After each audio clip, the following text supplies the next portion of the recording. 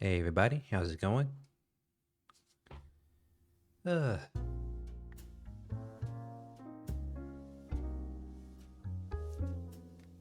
it looks like the widget on the bottom left is working, so that's good. Yesterday it wasn't working for some reason and I had to change it really quick. So now it's good so you can hear your music and know what it is. Alright, let's go ahead and switch.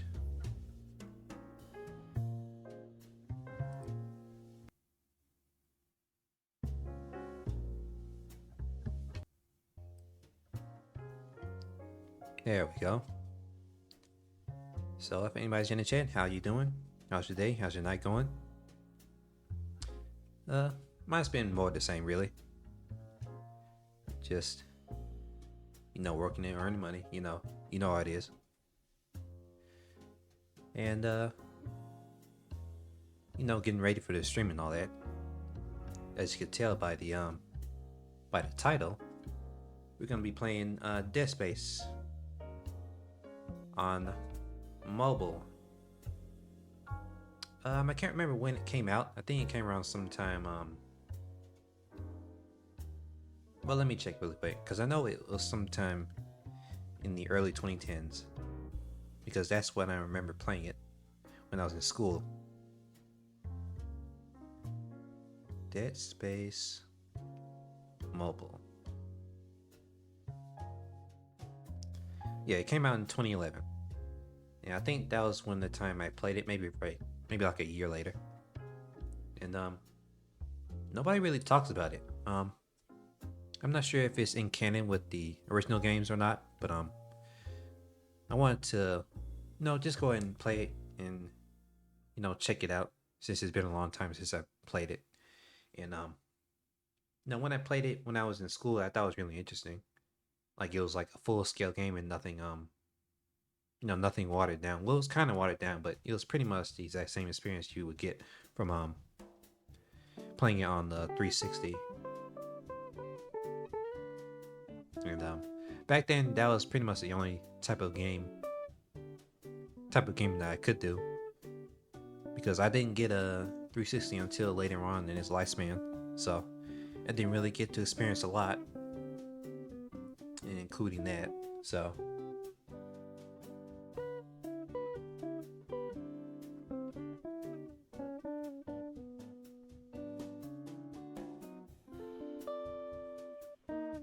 Hold on real quick.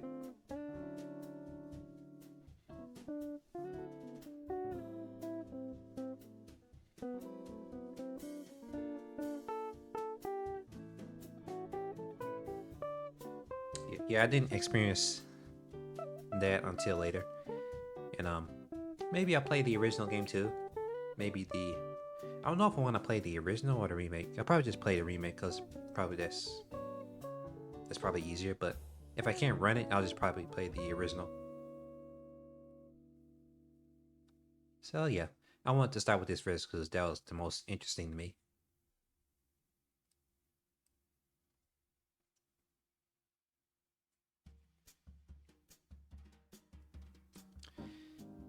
And yeah, that's pretty much the only thing I've got going for today. I don't know how long it'll take.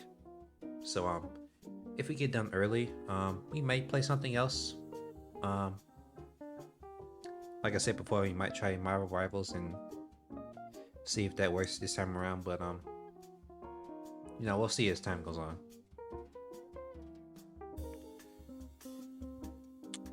So yep. Let's see. It's 5:50. All right. I'll just get food later.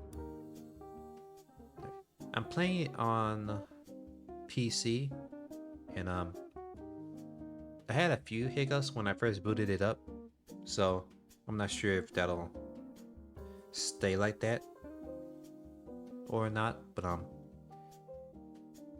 we'll just see as time goes on, and check it out.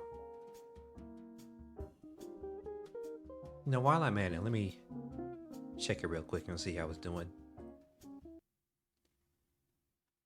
Let's see here.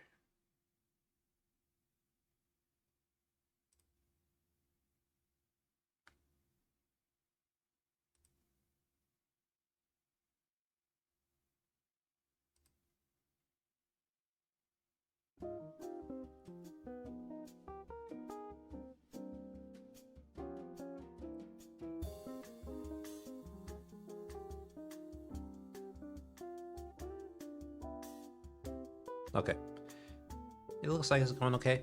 So we'll just you know, play it by ear and see how it goes on my PC. I really need to upgrade my CPU because it's using up a lot of CPU power right now. It's messing up the other programs. Like right now, it's not playing right. So I might just invest in something like that later.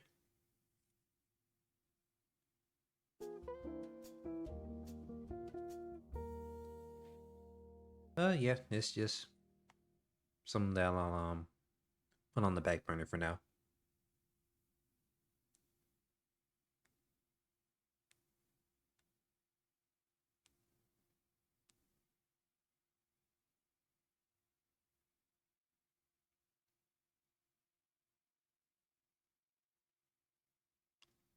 Okay, let's see.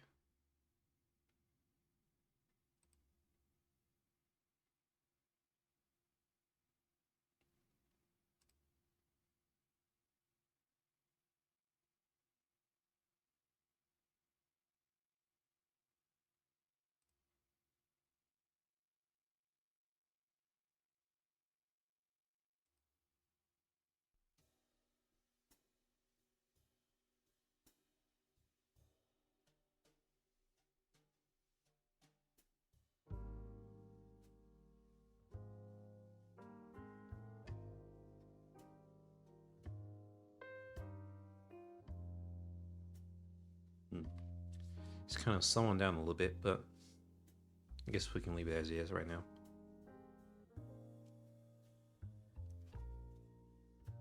Oh yeah, well, I guess we can go ahead and start the game.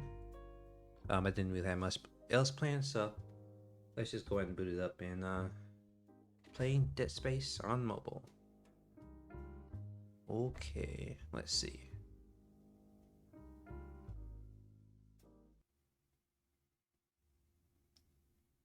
Let's go ahead and turn you off.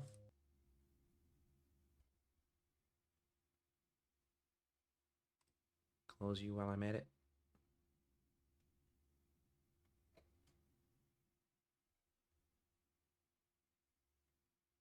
Okay. Here.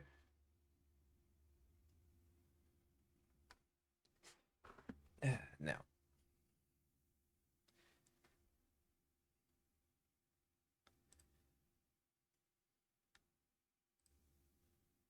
Let's see here.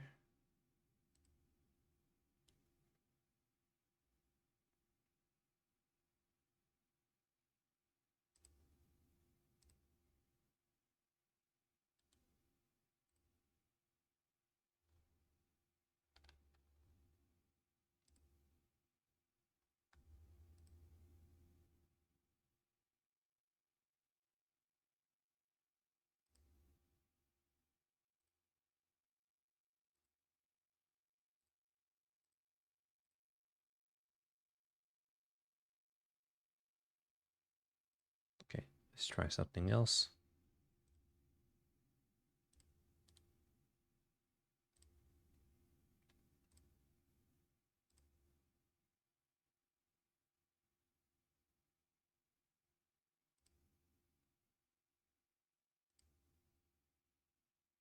All right.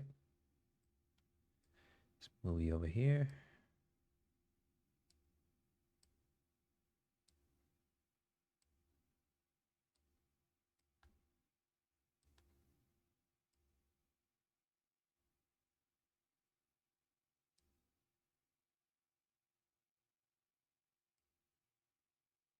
There we go. All right. Mess with the controls a little bit before we start.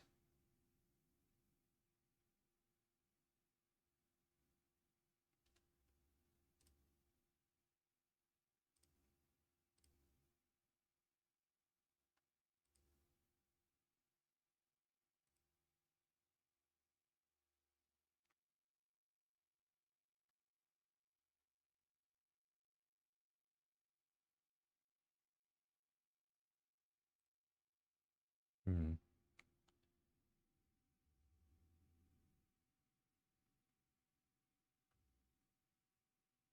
We'll need to restart it. Hold on. Let me see.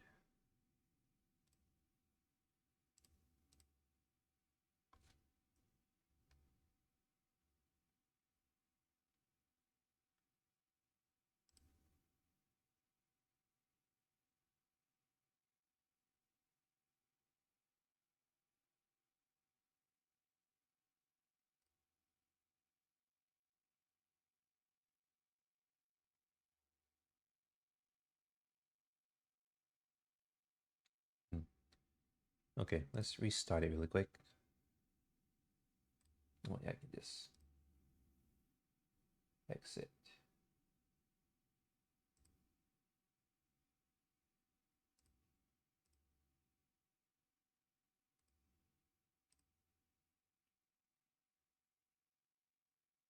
Does that not work?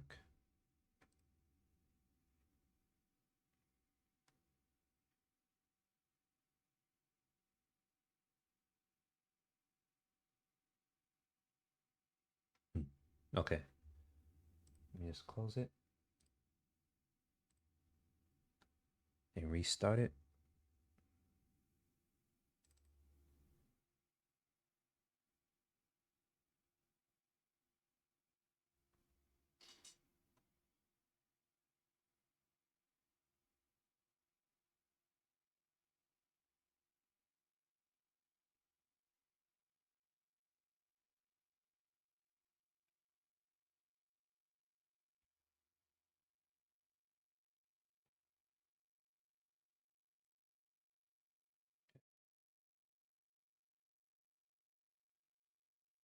See if it'll work this time.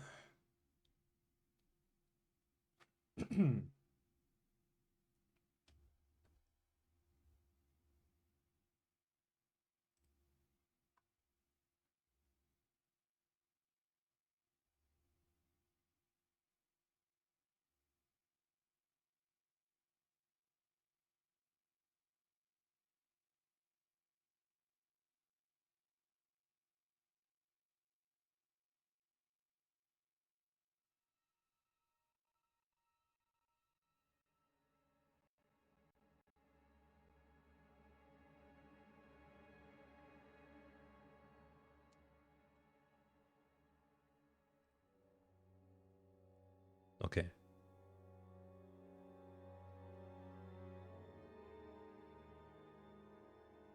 Let's see here.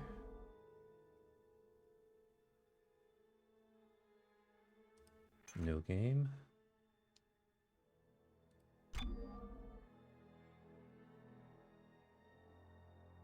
Normal. All right.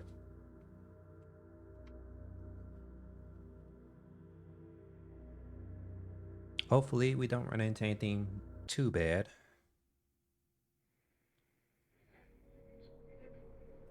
Good morning, everyone.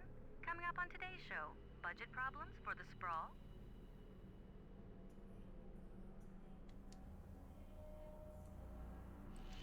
Speed it up. We still got half a ton on our quota before we can all go home for the day. Stable in public sector 3. Environment screen on sector Back when I 6 played this for the still first time, it was really experiencing cool to see problems, this. and residents are Because I was on preparing my for phone when conditions. I first played this. Tether's in And place. at that time, I didn't really Turret is think ready. anything like this was possible. So, when I was playing it in that little room back in school, I was just taking it Environment all check. in. Stable in public sector 1. All right, crew relief's here. Let's You go, know, now guys. it doesn't look Just that another great, but beautiful back day on the then it was, sprawl. you didn't really see something like this back then. So, Yeah, I was really intrigued by it. All right. Let's see here. Audio log rig number 438642. I've been selected for a secret mission down in the core systems on the shard. All right, I the hope I controller's can do working them okay. proud. All been be praised. Okay. It's all good. All right.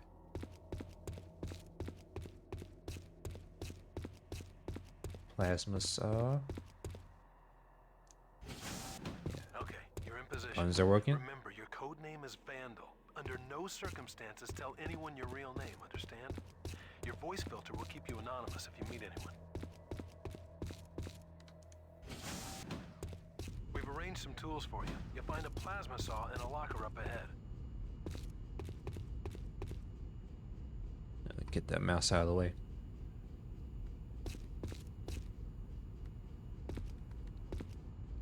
The SHB-1 plasma saw is designed for dissection of heavy-duty materials in both on- and off-site locations. Users are advised to always wear protective clothing when the saw is in use.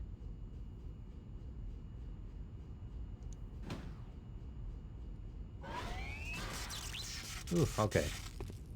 Controls are working so far. Wait, what's over here? Nothing, okay.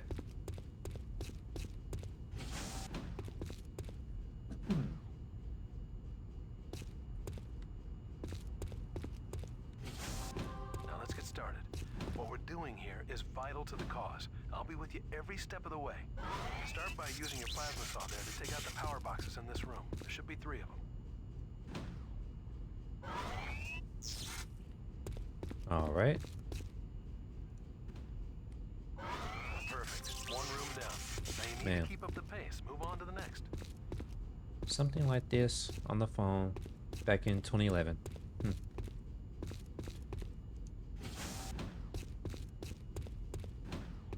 Kind of wish they still did more single player stuff on Remember, always mobile. keep an eye on your locator. It knows its place Because I better remember than playing you. stuff like Modern Combat. And I think it was Brothers in Arms that I played on my phone. And I thought those were a lot more interesting than you know, gotcha games and all that.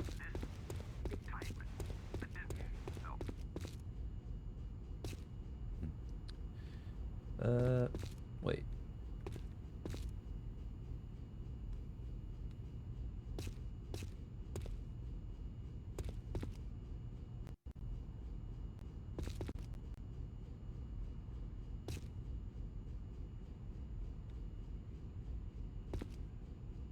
Did I assign a key for that?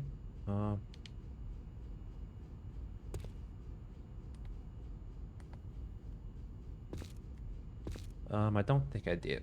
Let me see.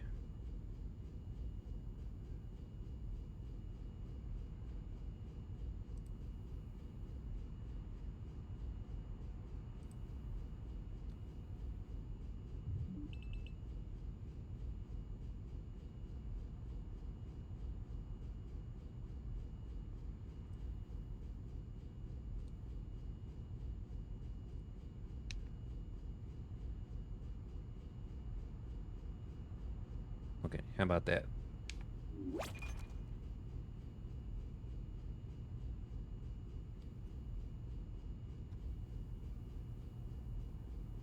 Then another one.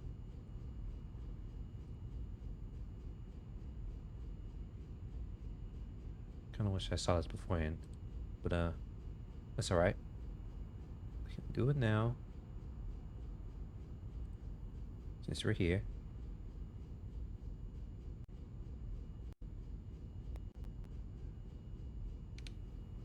Let's try that.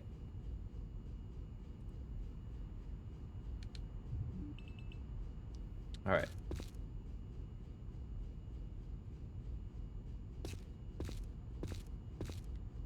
There's a plasma cutter waiting for you in a locker near the server room.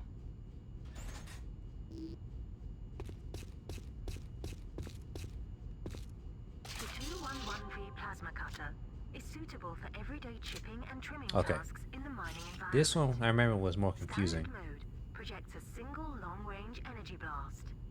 Rotation of the device switches between vertical and horizontal orientation, allowing for greater accuracy.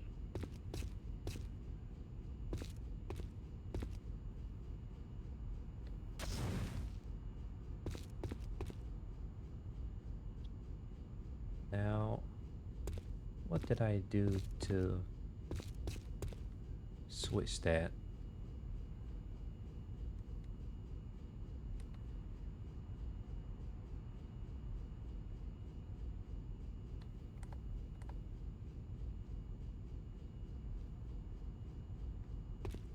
Okay, let me see.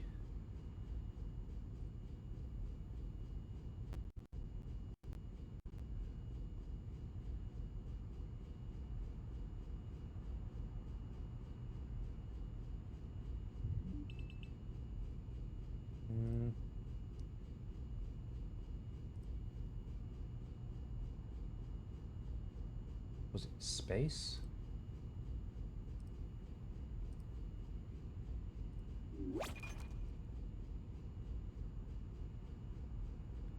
Let's see.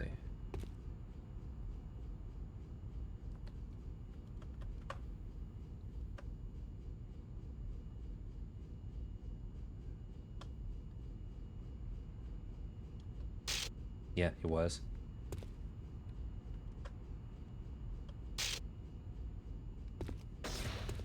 Doesn't work that great, but no, it's probably just have to work with what we have. I think that's it.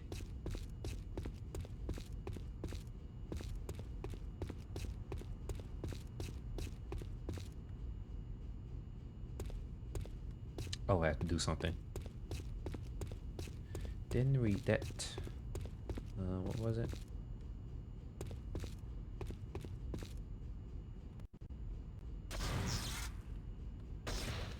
Oops.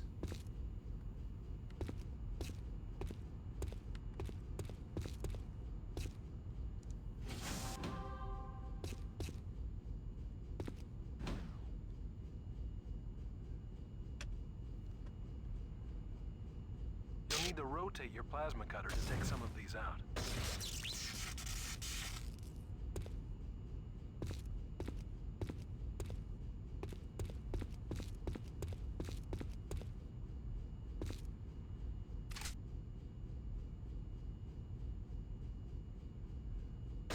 Okay.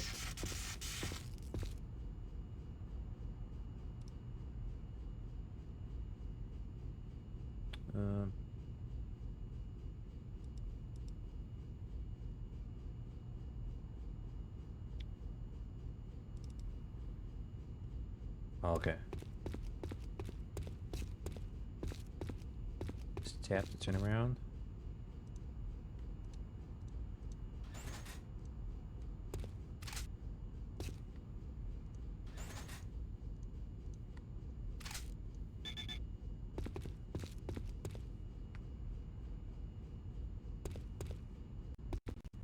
Oops, a bit of lag here. Okay. Great job. That's it for this room. Just one. Ring number 386. Come in. The publisher has... Tyler, what exactly are we doing here? This is pretty low-level stuff I'm taking out. I'm worried we're endangering Visceral systems. Sorry, Vandal. You're not authorized to know that. Your engineering skills make you perfect for this task, but you're still a new convert to unitology. Relax and have faith. All I can tell you is that after today, the government will no longer stand in the way of the church. Okay. It's lagging a little bit, so hopefully it won't be too bad later on. Should be some kinesis modules in this room coming up. See if you can find one while I work on these locks. Okay, this one was a bit tricky.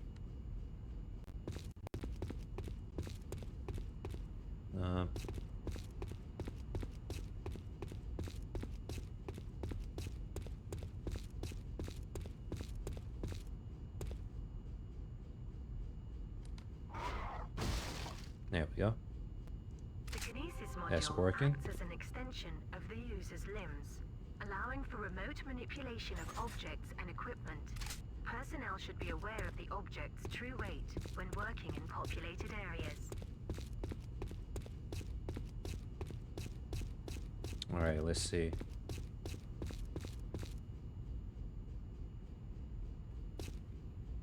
Use kinesis to clear this crap out of the way.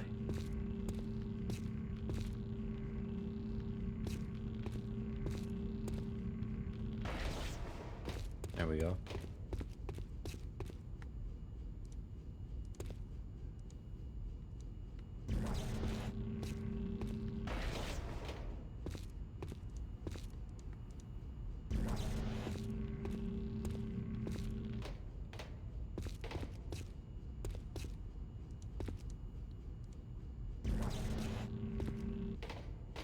Alright. Power boxes.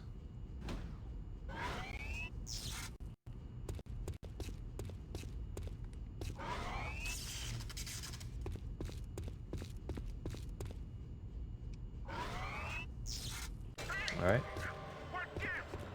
Finished. And everything's going real quiet. That means you succeeded. Excellent job, Vandal. What you've done here today will stand in church history forever. You're a hero. Now get out of there and head to the church.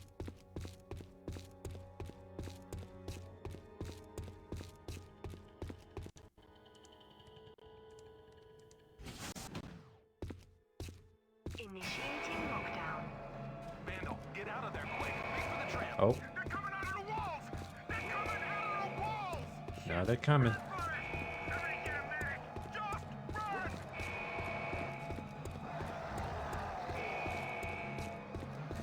Vandal, I represent the church.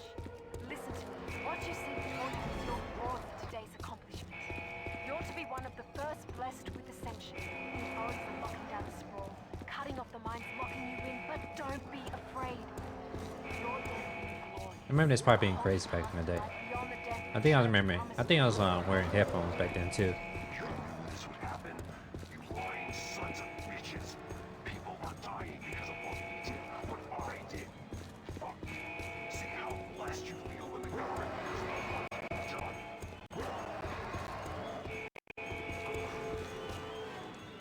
Oh. Okay. A little scratchy, but I think it's working okay. Now entering government sector. Attention ring number 438642. This is Director Tideman in the public sector. We've traced recent acts of sabotage to your suit. Identify yourself. Call me Vandal. But listen, they didn't tell me what happened. I just did what the church told me, and now the bastards have left me for dead out here. So screw them, alright? I'll even testify if you want me to. I don't think my colleagues will accept that. You've caused a lot of trouble, but there's a way to make up for some of the damage you've done. The emergency quarantine seal on crossover tube A has malfunctioned, and as an engineer, you have the tools to repair it. Isn't there someone on your side that can do it? I'm fighting for my life down here. You're much closer than anyone from the public sector. A power If node you're is truly required to remorseful, open this the is your door. chance to show it. Repair that seal. It'll keep those monsters from reaching the population. I'm gonna use It the may even gain you some leniency. my mouse for some things. You survive. Now hurry.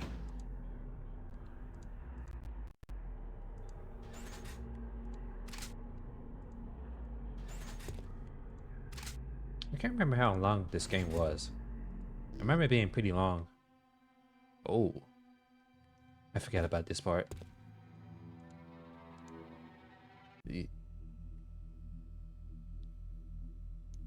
Yeah, forgot about that part. That caught me off guard when I played it back in the day. It was crazy.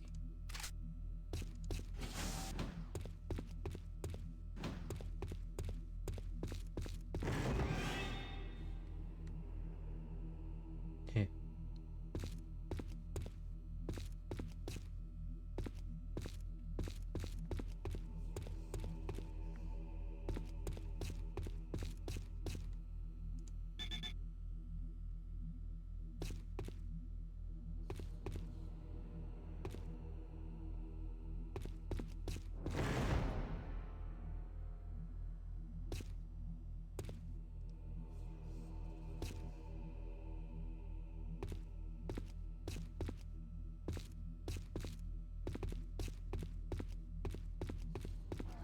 Oh, here we go.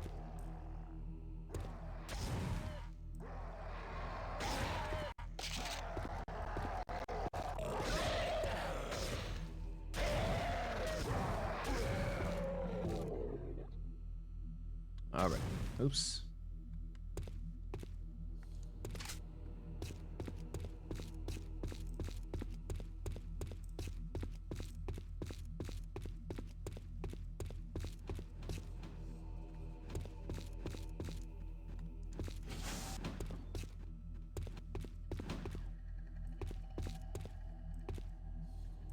Oh, is that a glitch or?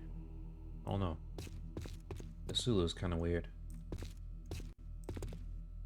The stasis module allows its user to reduce relative temporal flow in a small localized area. Personnel are advised to refrain from using stasis on live organisms, There we go. as this may have unforeseen consequences.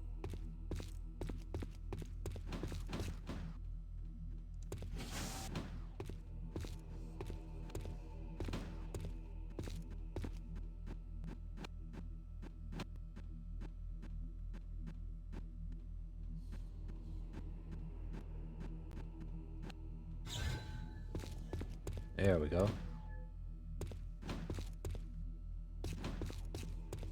So that works too.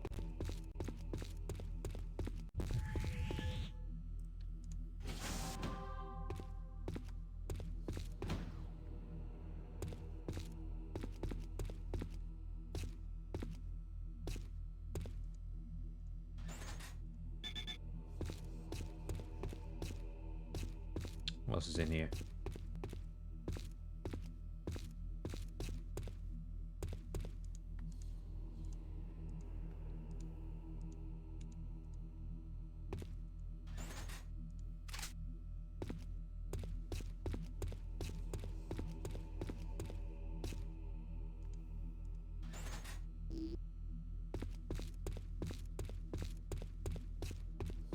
Currency. Did it tell me how to reload? I don't think it told me that. Systems online.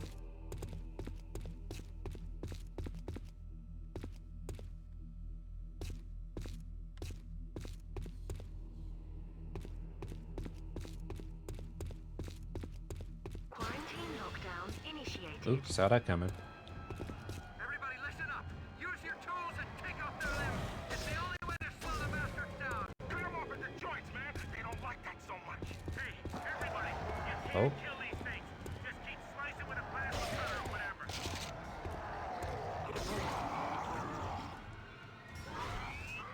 Ooh, there we go. No, that works. The plasma cutter is an excellent all-round tool, designed to fire rapidly with minimal charge. Quarantine lockdown lifted.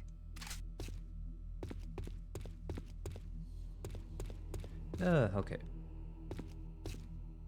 So I remember that part. Don't remember much else though.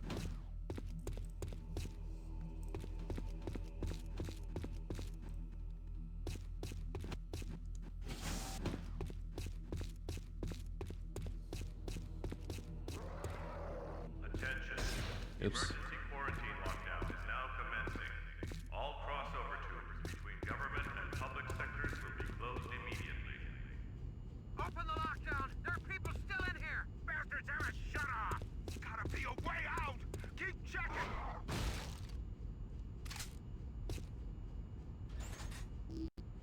Okay. What else you got?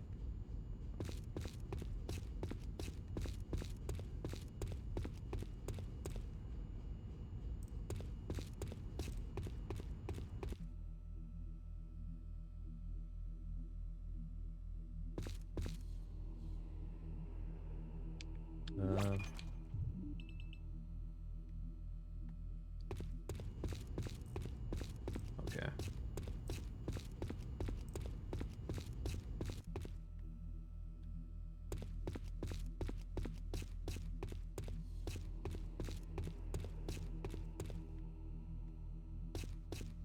Nope. Dead end.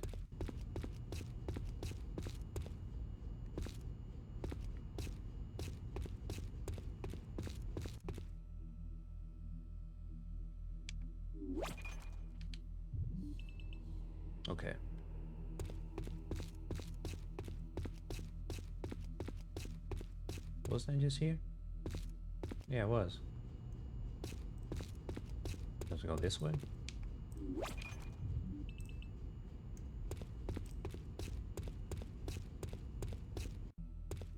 Oh, this one, okay.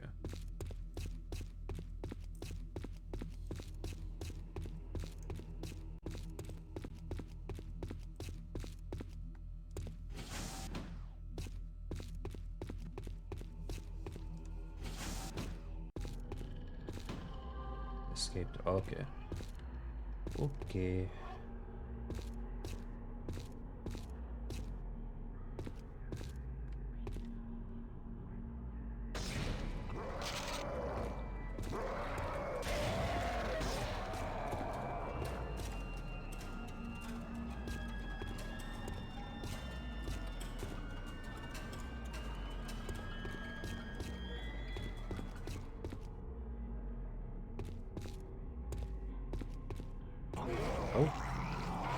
Oh, they actually got me. I forgot which one was where. The ones that were dead. Ugh. Gotta stop doing that.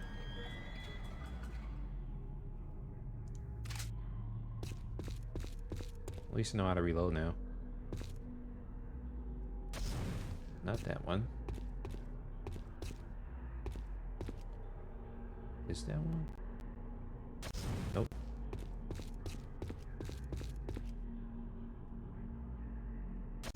Yep.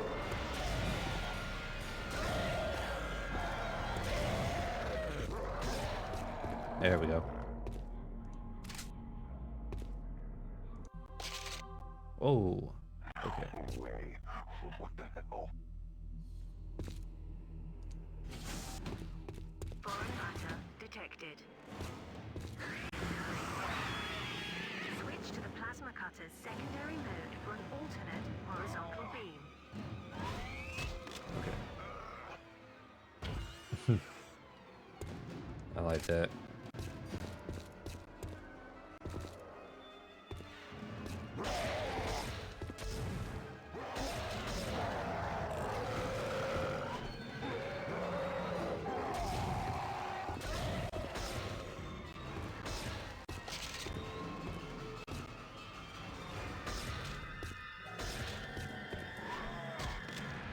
Okay.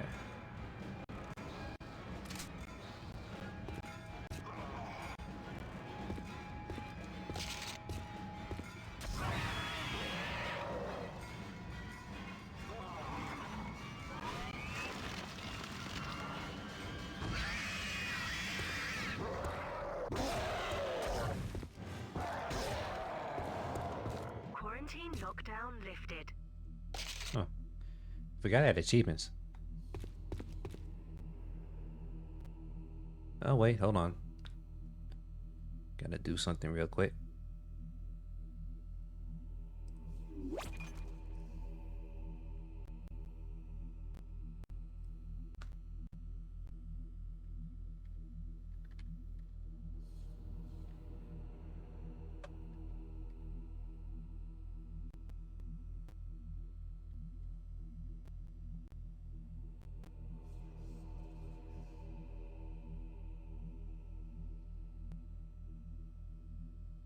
Okay.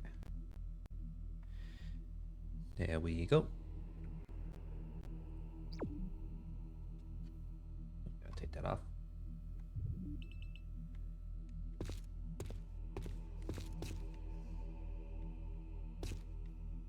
Could I pick that up, but didn't. I don't know. Oh well.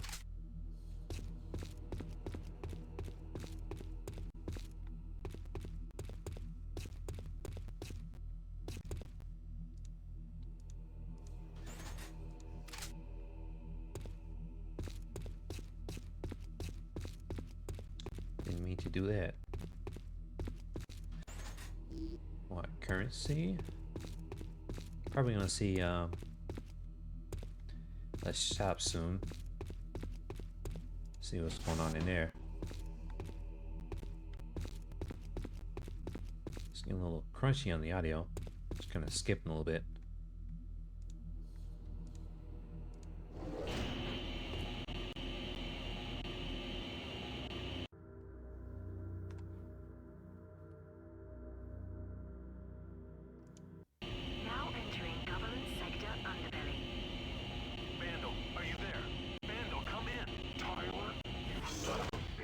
leaving for dead. No, I swear. I didn't know what they were doing. I only just found out myself. I've been trying to reach you. They've locked the whole place down. Not quite. The quarantine seal on crossover tube A is broken. We can get out and fix it behind us. You can, maybe. I'm nowhere near your location. I'm sorry, but I can still help you. Make for the tube, and I'll be with you every step of the way. I promise. Maybe we can both get out of this. Those Yeah. bastards really screwed us, didn't they? All right. I don't know if I trust that. At least maybe we can stop this thing from spreading.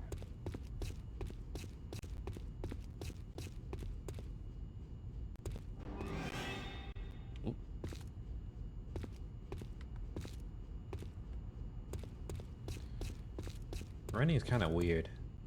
I have to like stop and go.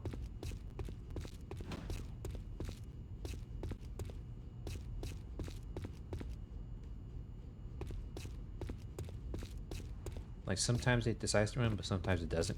I don't know how to fix that.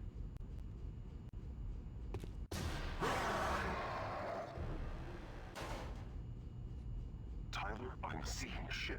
That's Nope. not real. Visions. You're having visions? System activated.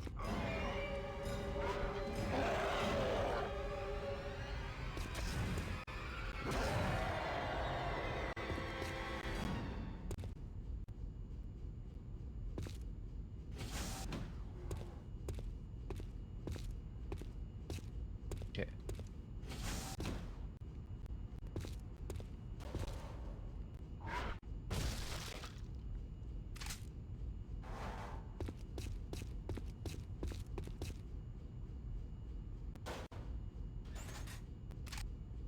Currency.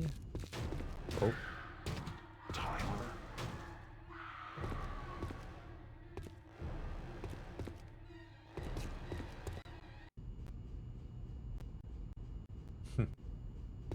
I like that.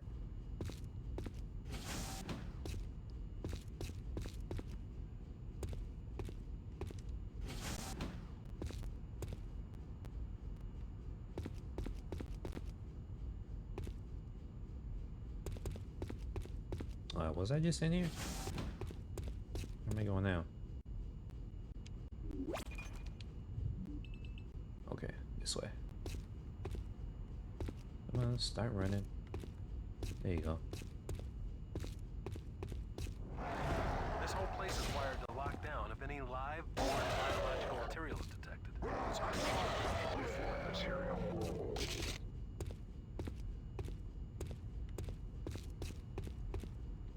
You'll find a disc ripper nearby. Should come in handy.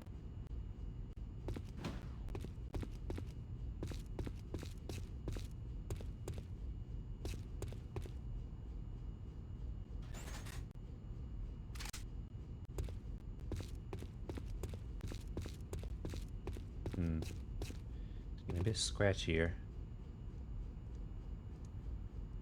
Oh yeah, I don't know if you can hear that, but it's getting a bit scratchier on the audio. Is it gonna open? Try and open it. Okay, there we go. The RCDS remote control disc ripper features multiple titanium blades and rotates at up to 17,000 RPM. For situations requiring heavy-duty cuts and accurate range control in standard mode. An optional secondary mode sacrifices mobility for speed. Initiating lockdown.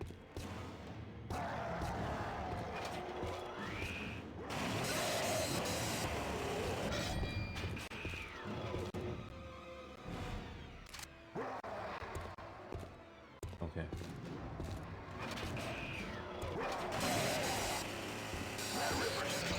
Once you fire it, steer the disc around for some real mayhem. There we go.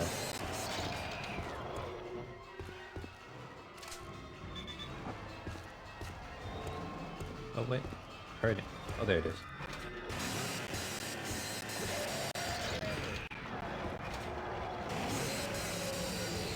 Quarantine lockdown lifted.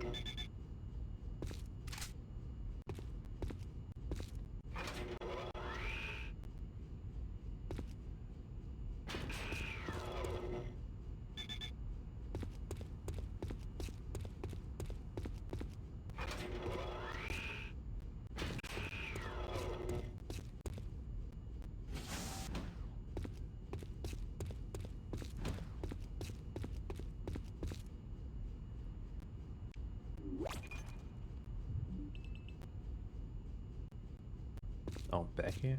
Okay. That was the wrong way. I'm guessing it's this way.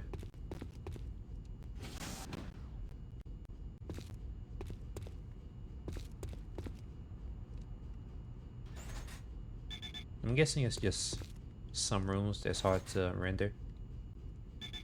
Just having a hard time loading everything.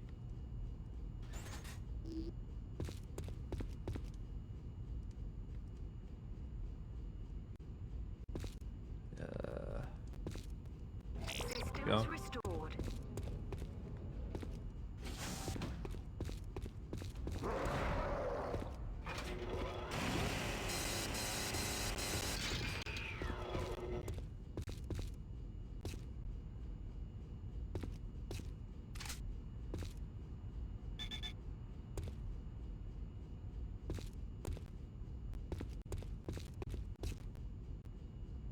Yeah, like this room. Just having a hard time rendering this room. So, not sure how to fix that. Hopefully it won't get worse as time goes on. Let's see. Alright.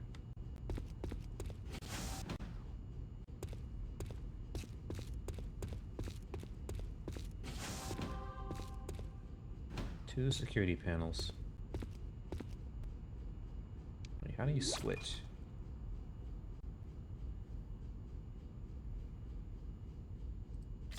Guess I'll switch like that. Use my mouse to do it.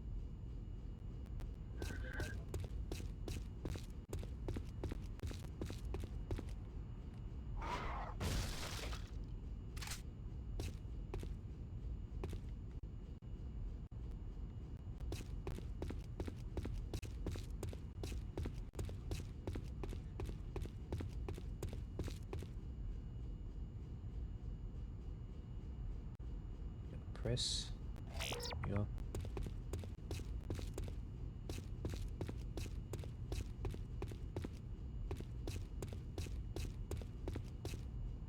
Wait, is there something else around here?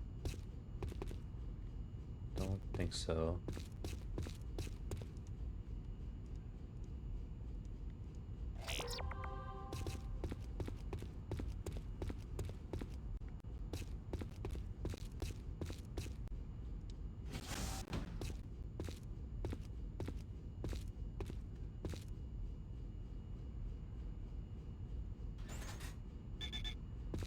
Yeah. Wait, it's over here. Systems quarantine lockdown initiated.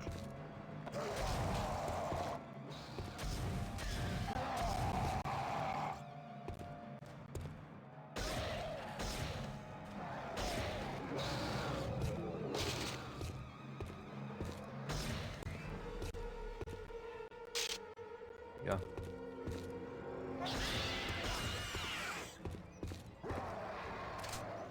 It's kind of hard to do it, but it's the only way I can do it.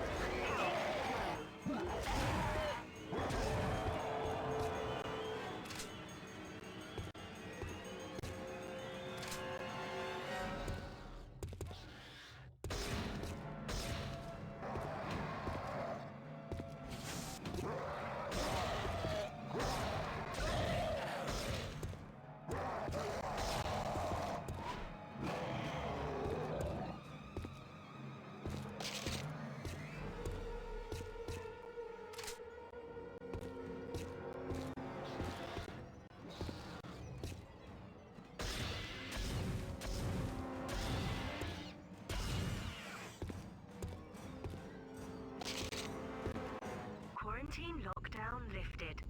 Okay.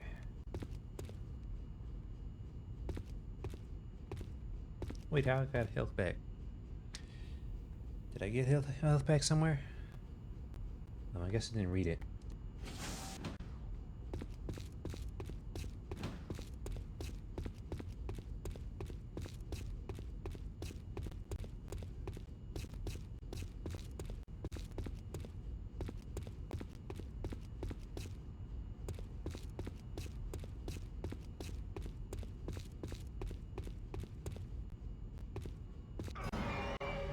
Oh.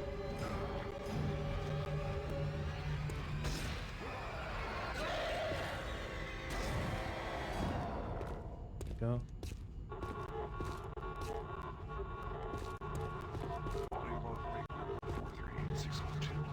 Oh God, I'm sorry. I didn't know what I was doing. My place left. Church trusted them. Idiot. Now there's something loose and sprawl. The church is abandoned here.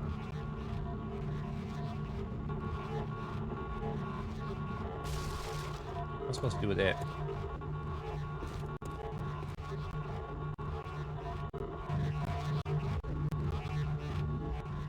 Yeah, that's loud. Let's get out of here.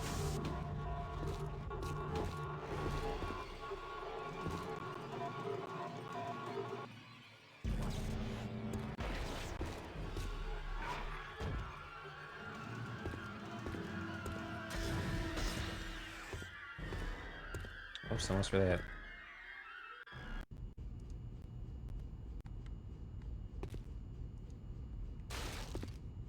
Oh.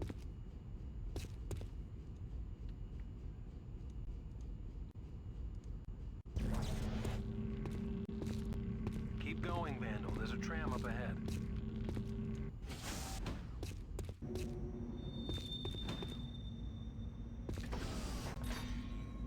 Okay, here we go. So here's the upgrade thing.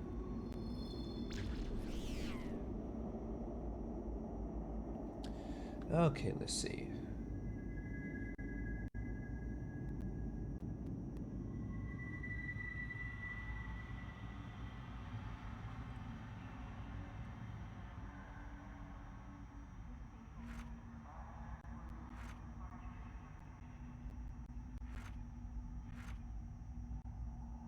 I can upgrade some things. Oh, wait. Damage. How much would that be?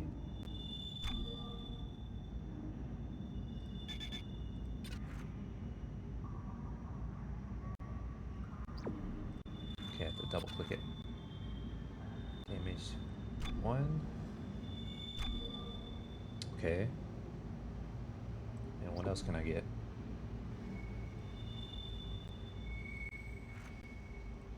Rig. HP.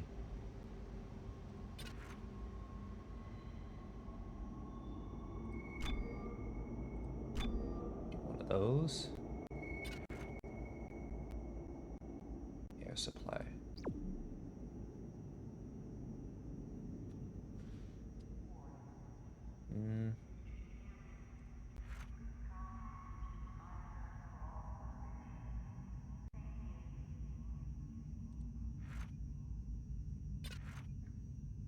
What damage on this will be good?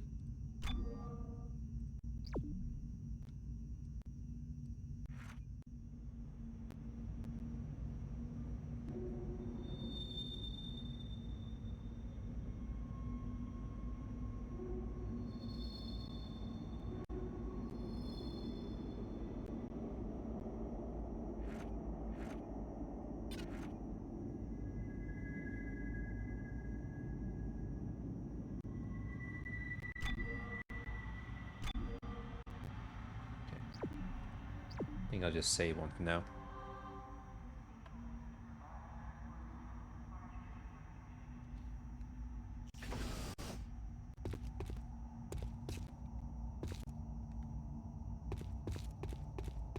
You should check out the store, see if you can upgrade your rig. Tougher armor wouldn't be a bad idea.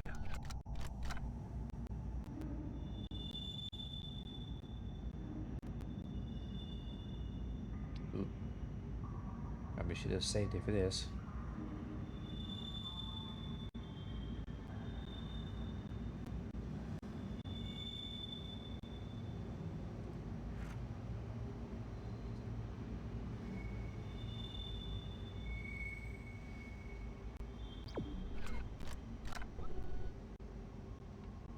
Wait, it says upgrade my rate? Wait.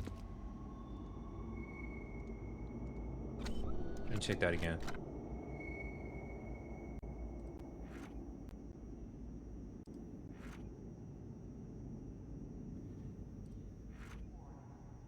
Level 2 suit.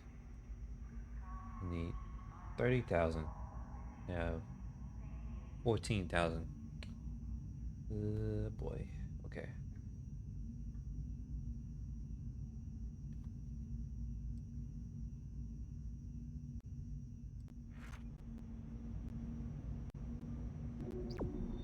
Okay. I'll just save up for later.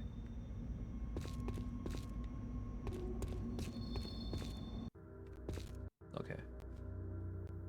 Departing terminal. Hit them with a blast of stasis. That'll slow them down.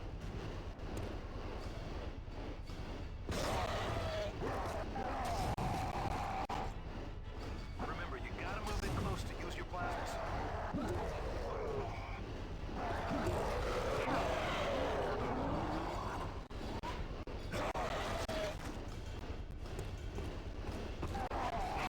Critical.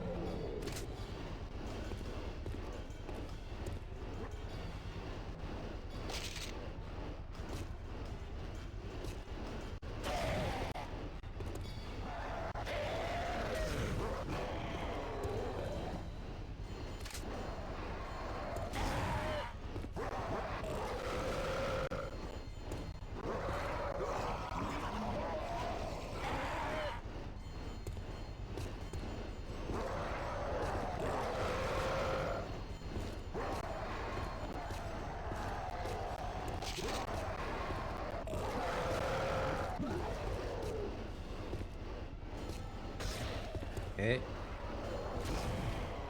It's kind of tough with the controls, but got to deal with it.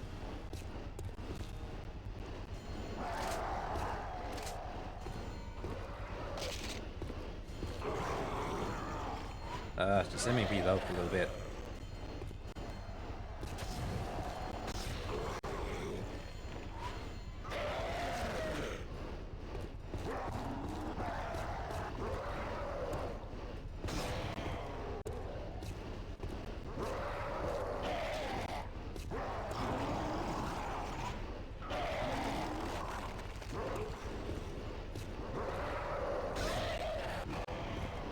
Now approaching the mines.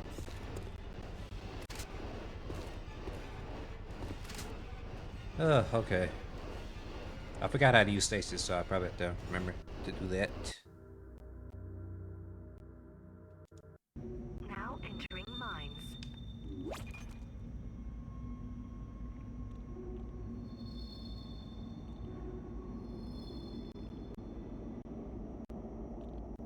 How do you use stasis?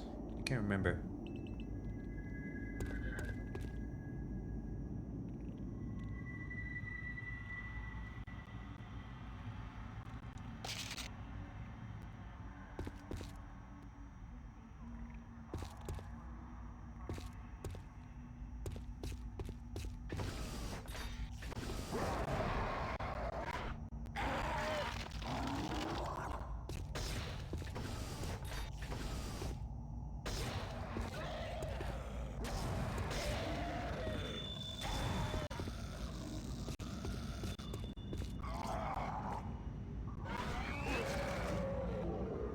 Okay.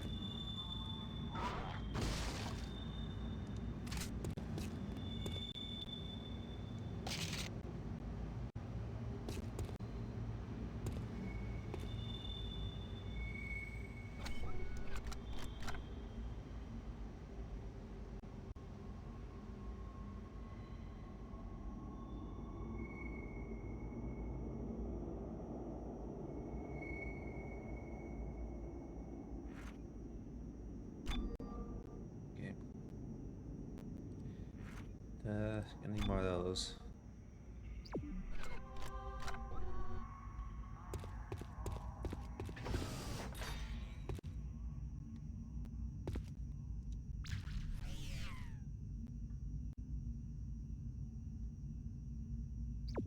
Only have one node left. Kinda wanna save that.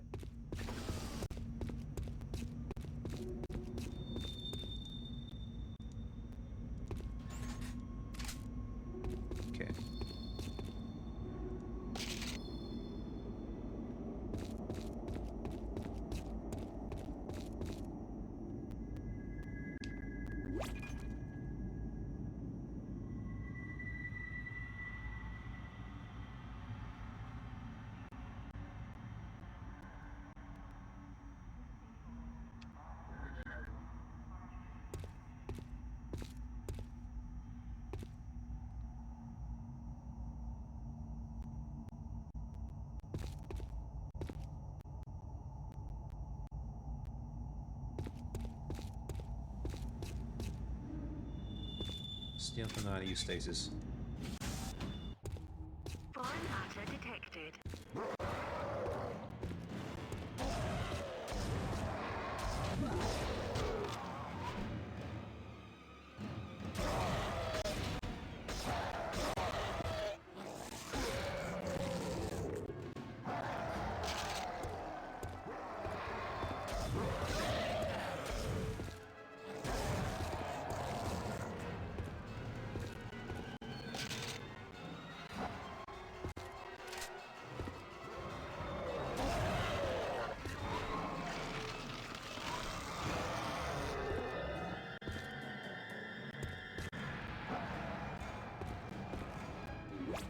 Let's try this.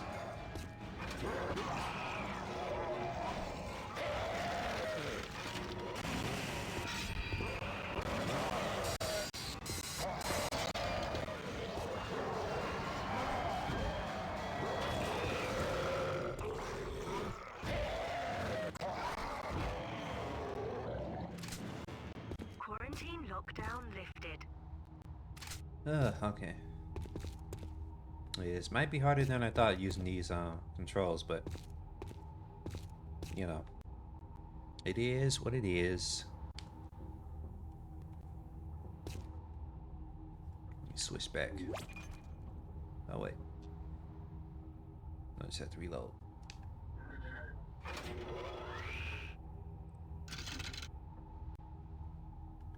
There we go.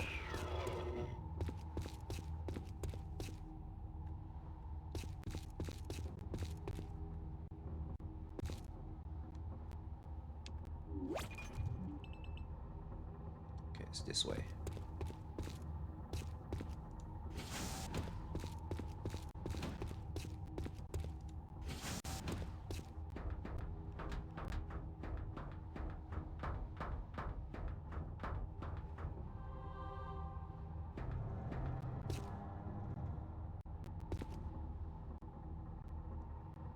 Can I go up here?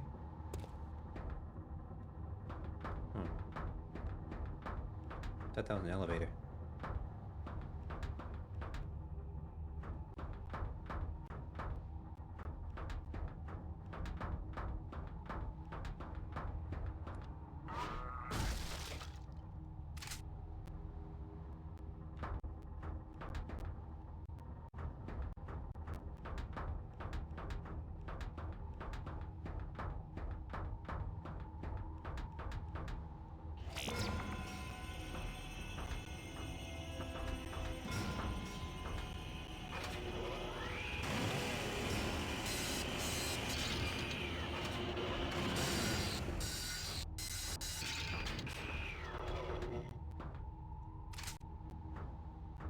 Yeah.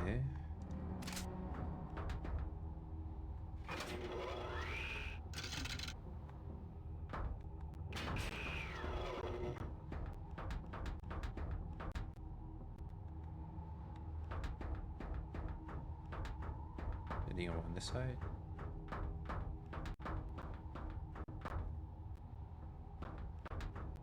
Oh, there is an elevator. So I can get up here now? No? Doesn't say I can. Was it right here? Okay.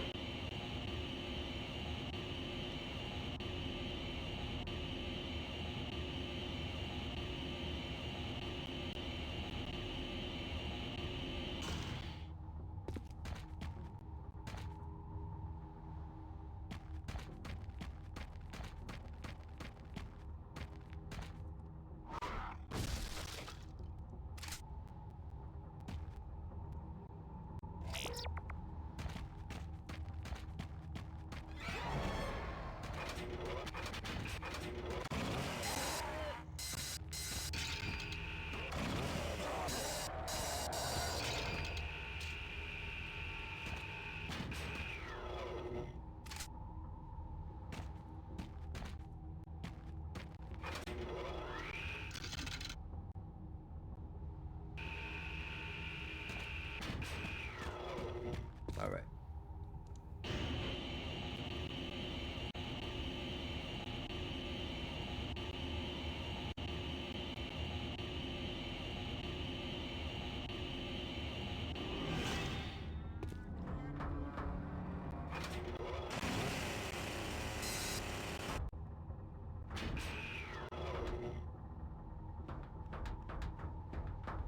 So is it bombs? Don't let those get close to you. Wait, where am I going?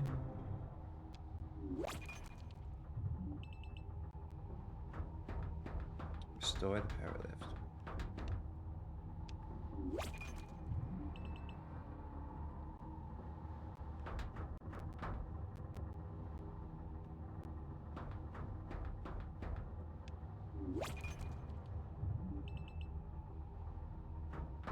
Is it just right here? Supposed to be doing something specific?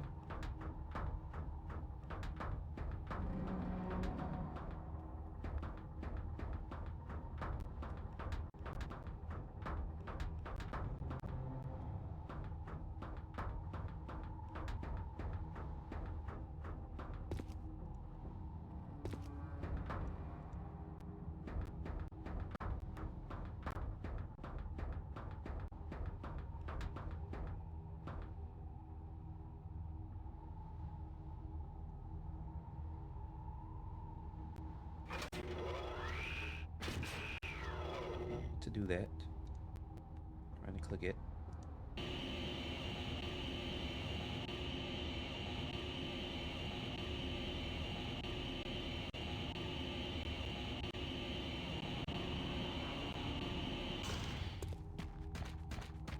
Okay. This wants me to do something else, I guess.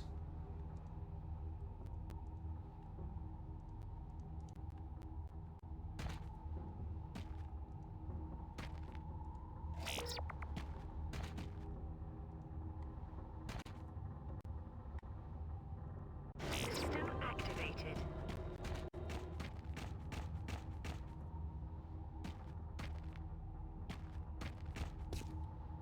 All right.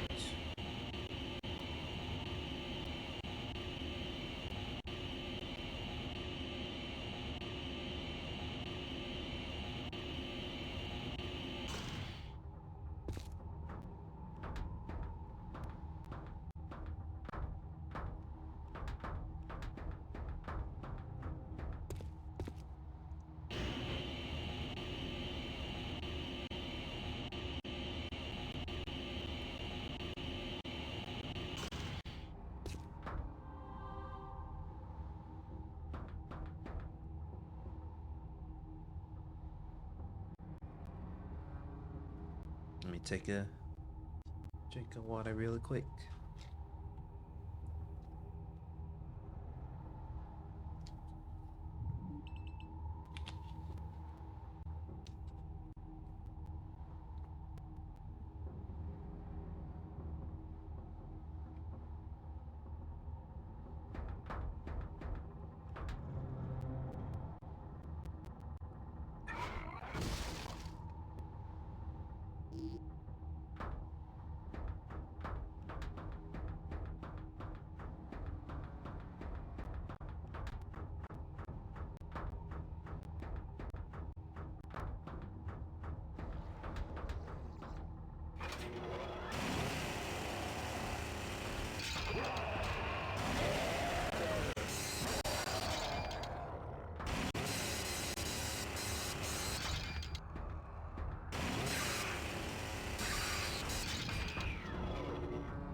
Oh.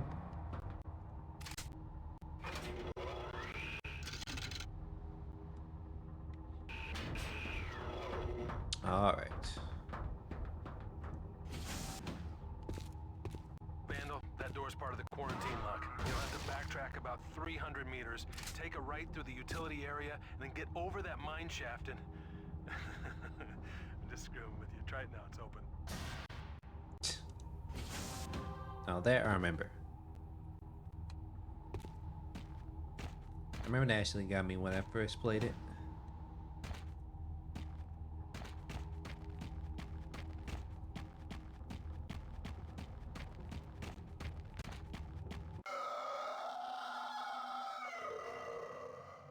Oh. Oh yeah, I forgot about this.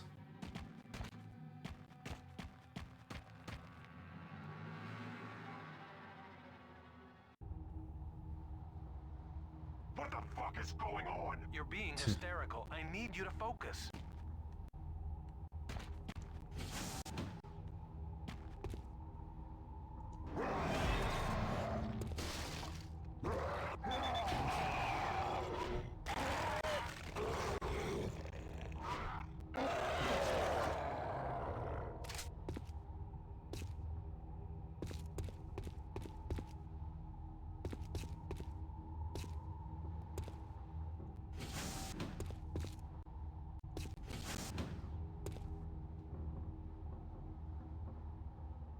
Let me switch back.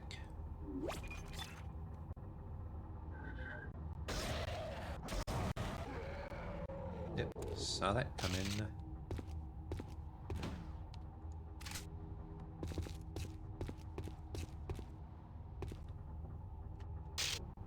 we go. Let's switch back to that.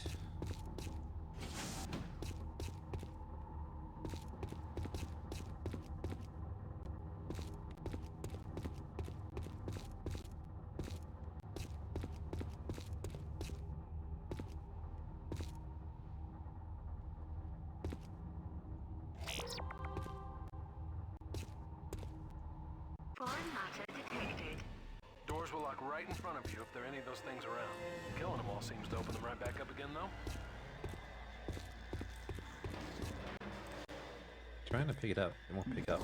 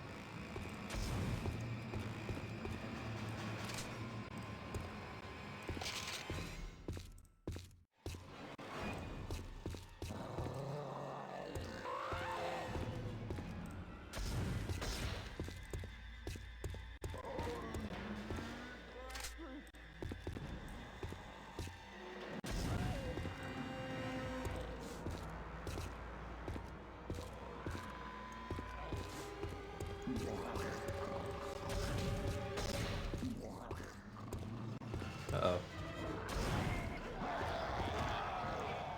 Ugh.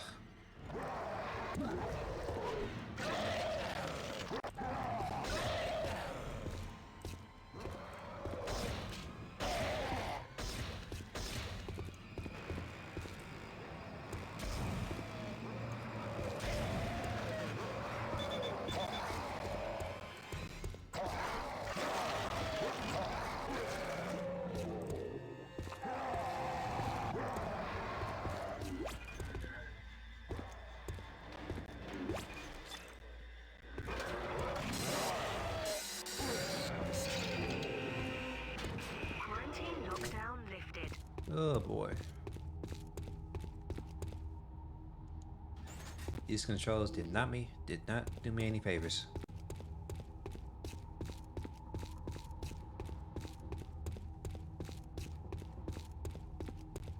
I was trying to pick that up the whole time, but it wouldn't pick up.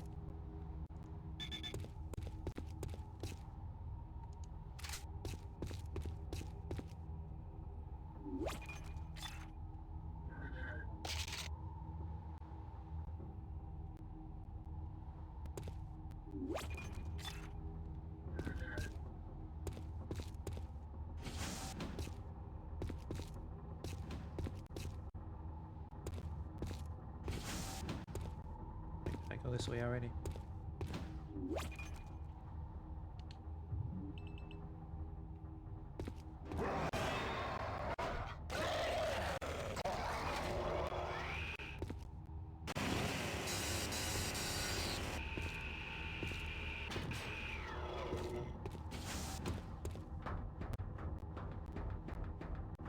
Okay. Still stuttering a little bit.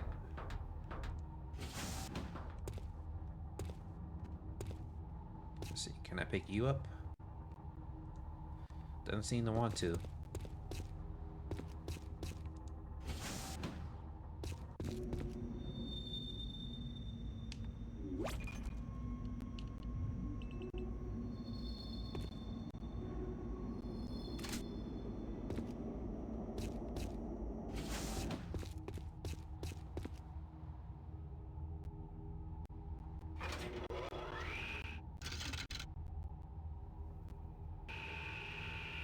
Okay.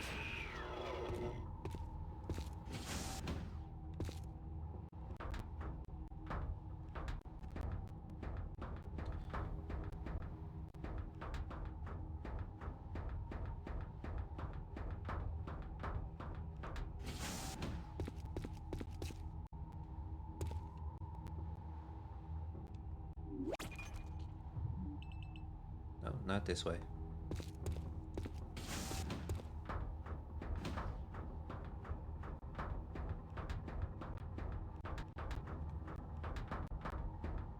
Still stuttering.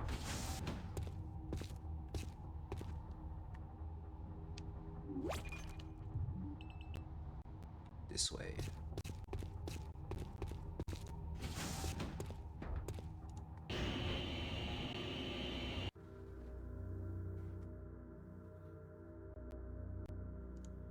Director Tideman has updated your locator.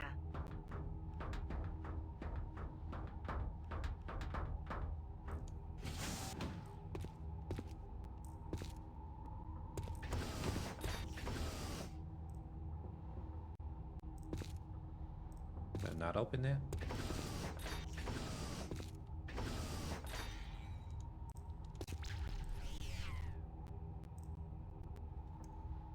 Okay.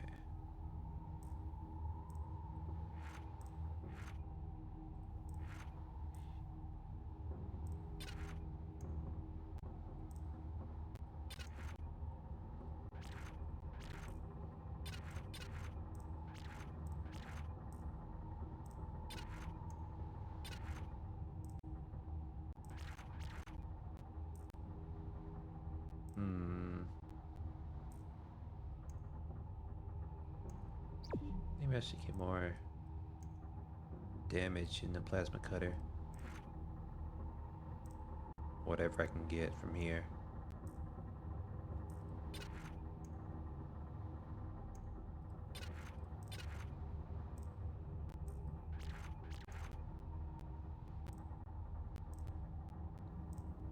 Let's just get better capacity for right now. And then go back and get the rig and get more HP.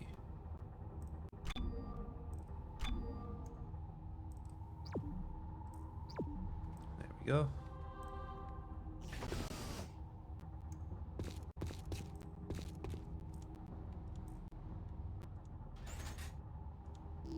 Oh, there's another note right there.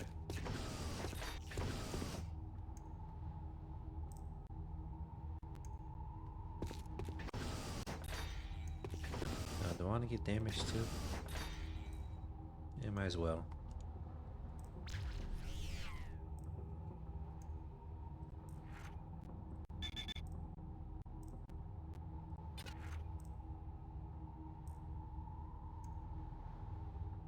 Just go and get that.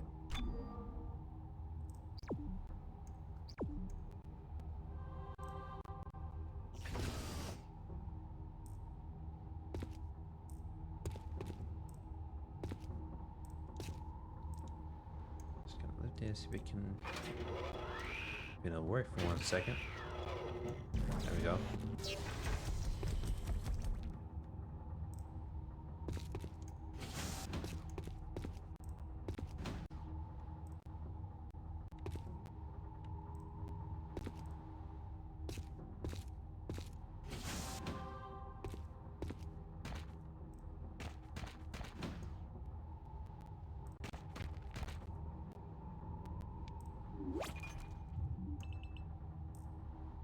Find 2 batteries.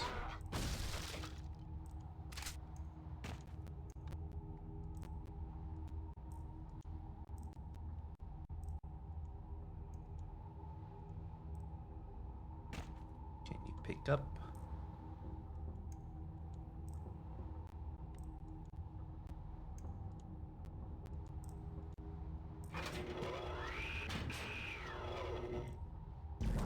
There you go.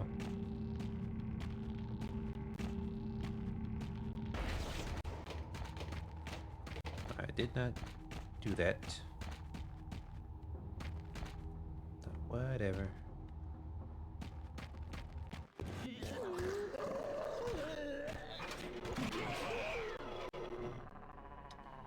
Oh.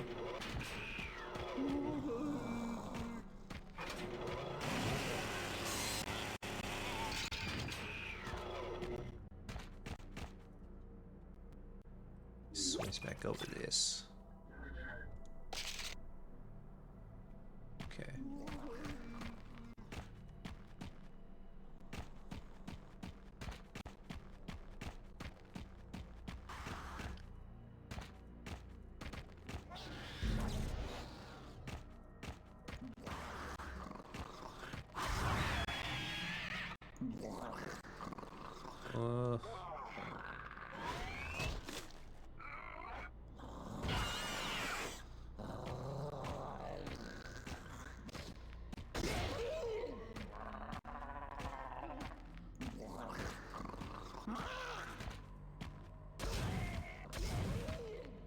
Jeez. There's a lot of guys around here.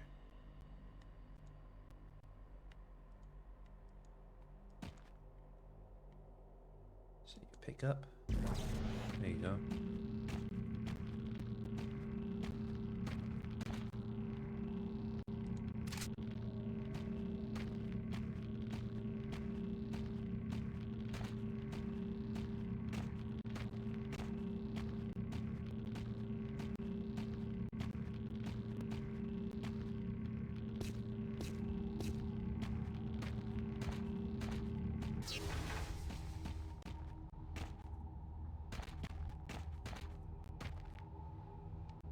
Need to go somewhere else? No, it didn't say, so I guess I'm going back here again.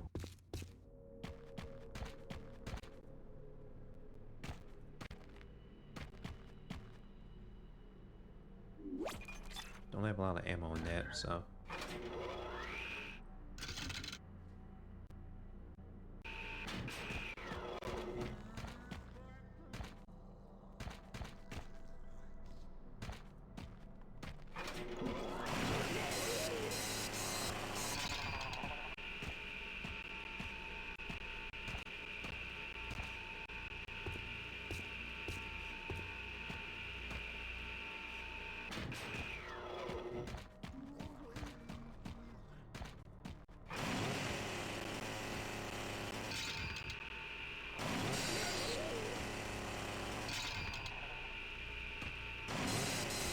Whoops. Did not mean to do that.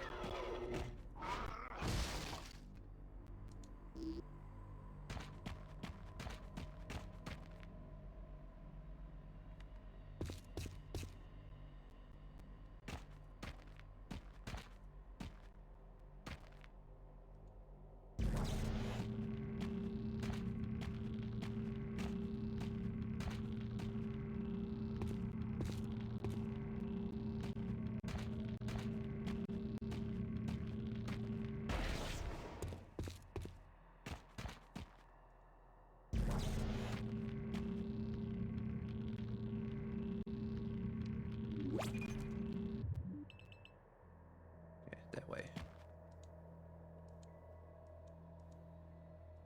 Pick it back up. There you go.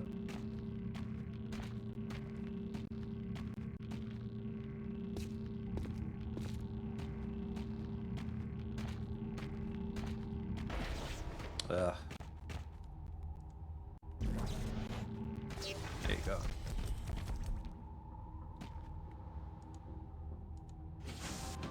Vandal, this is Tyler. I sent a little present for you down the service chute. Should come in handy. Why are you talking like he's excited about this?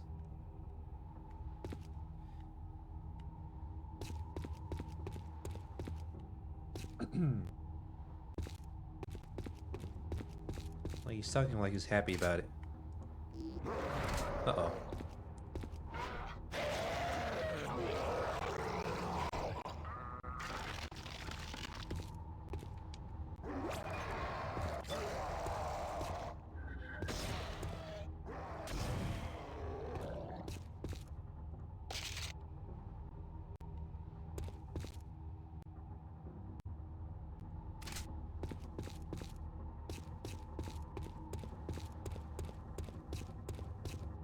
Audio log ring number 438642.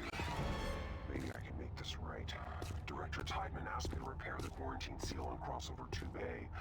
I don't know if I'll even make it there, but it's my fault these things are loose in the first place. I have to try.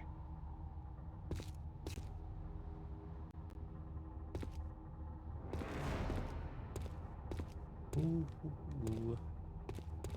Getting scary.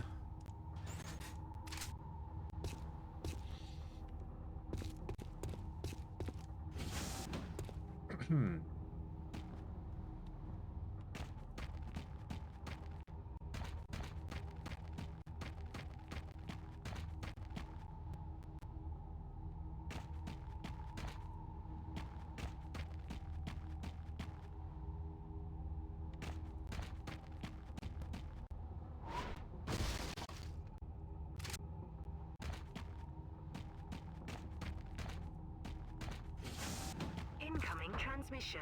Vandal, this is Director Tideman. You must hurry. Wait, can I miss it? Monsters are gaining speed, and you still have water and food processing between you and the crossover tubes. I'm going as fast as I can, Tideman. It's not exactly an open road.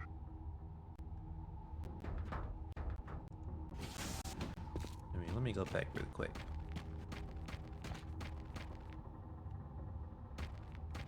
Well, I guess he's talking about something later here. I don't know. Oh, controls are messing up. There he goes.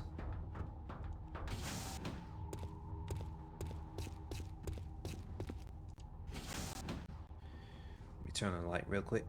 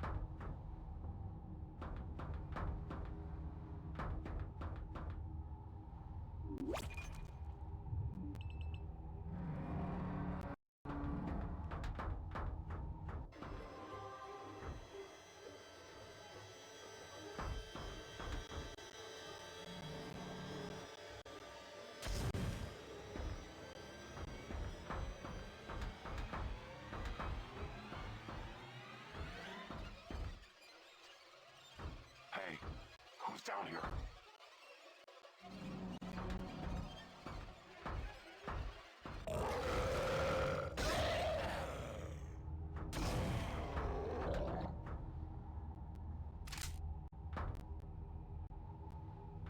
System activated. Initiating lockdown.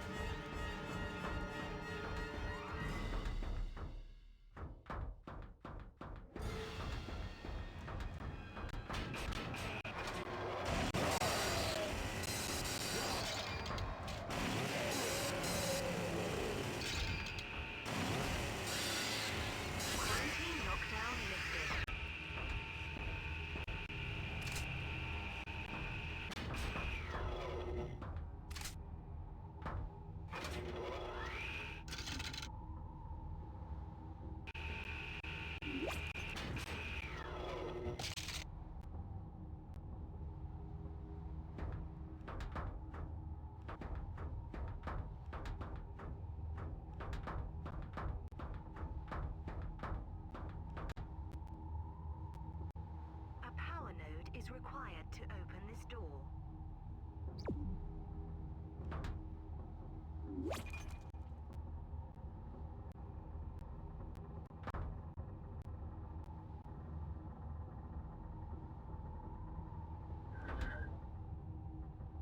Power node required.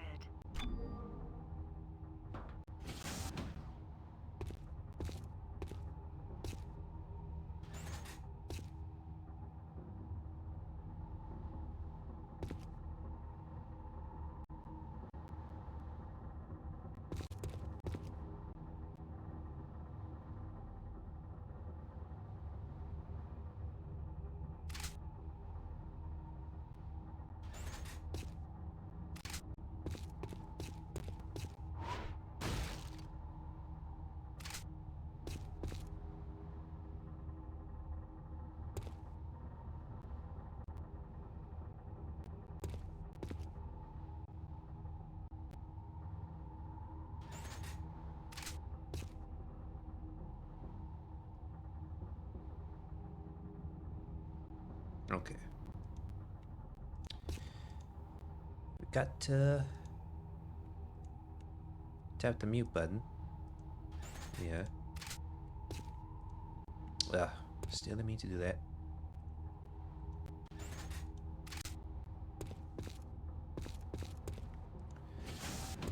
Okay.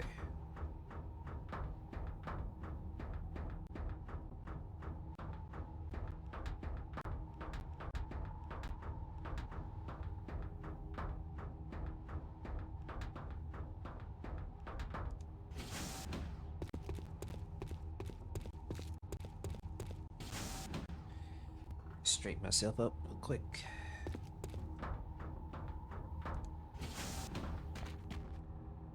Alright. Now where am I going? Oh. Back in here.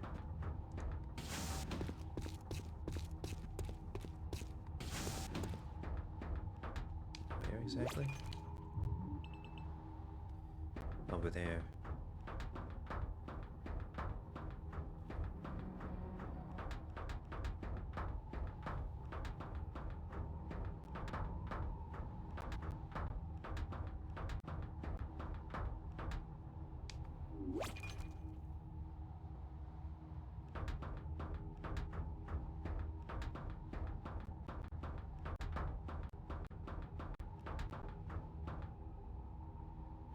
Okay, I think that's it. Vandal, there's another tram ahead of you.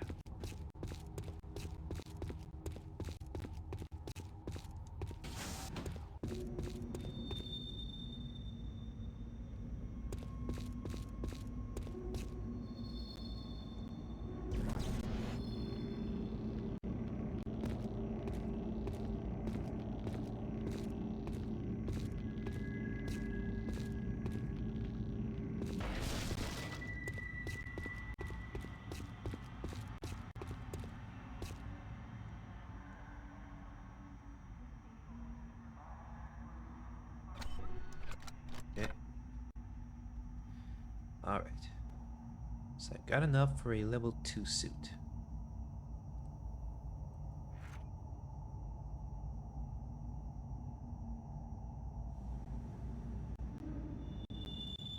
Let's go ahead and get that.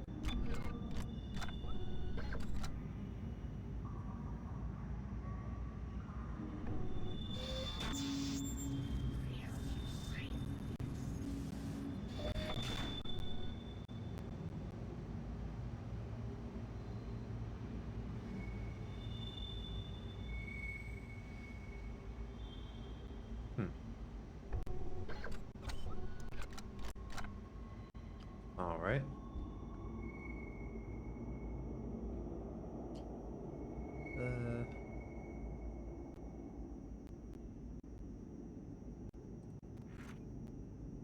Maybe some ripper lace.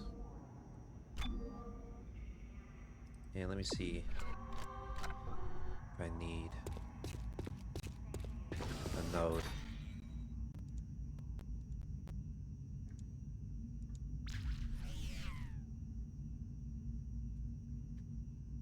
Alright.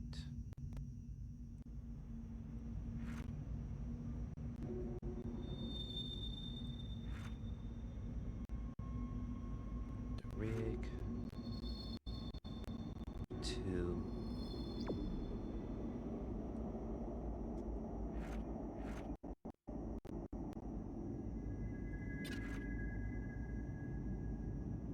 Let me get one for the reload.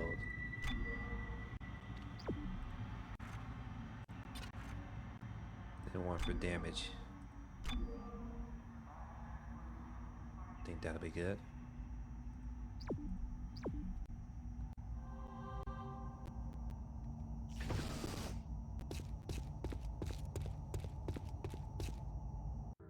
Okay. I think about the 2-hour mark, I'll stop and get something to eat. And I'll be back in around 5 or 10 minutes. So just let you know once we hit that 2-hour mark. Oh, it failed.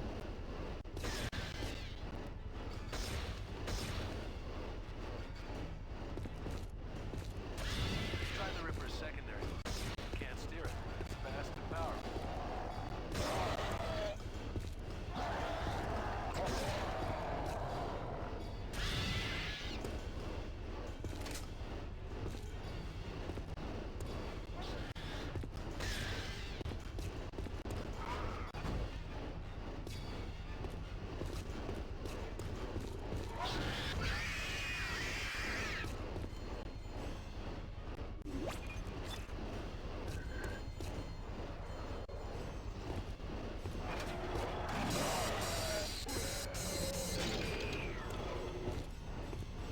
Yeah.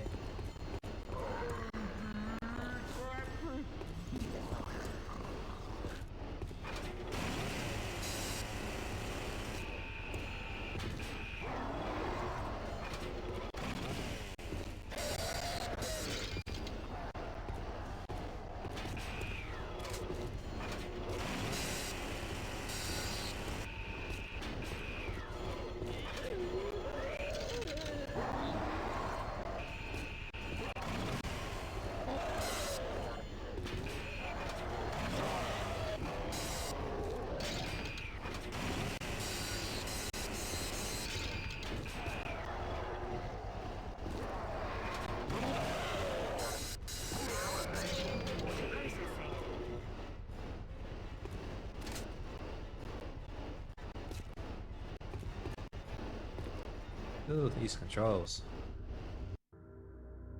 At least I got through it. Now entering water processing.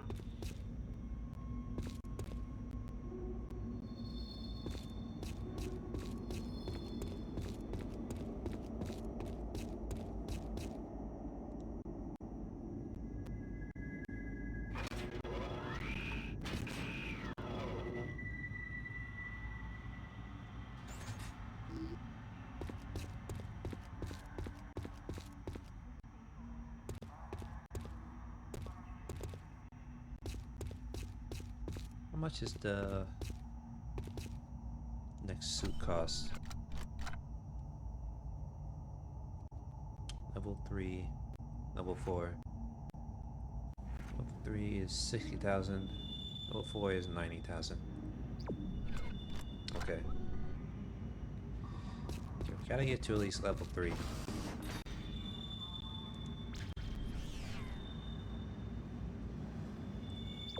Let's stay up on the nose right now. I think what we need most right now is more ammo.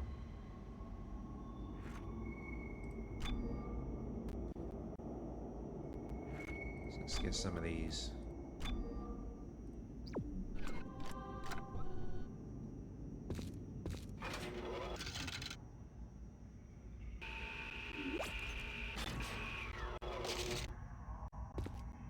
All right.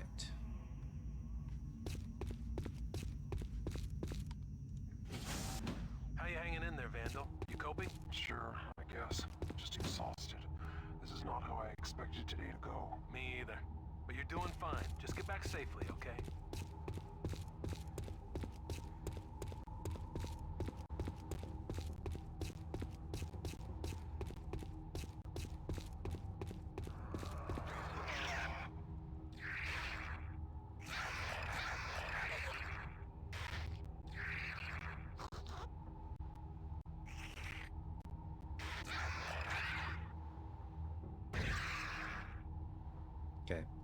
gonna have to use my mouse for that.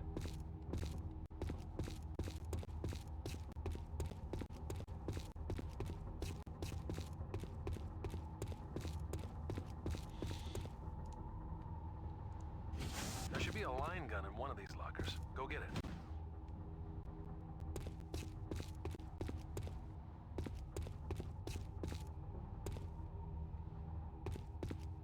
The IN-822 handheld ore cutter line gun is recommended for cutting operations that require more power than a plasma cutter can provide. Standard mode is horizontal only, and a secondary mode ejects a timed explosive plasma charge.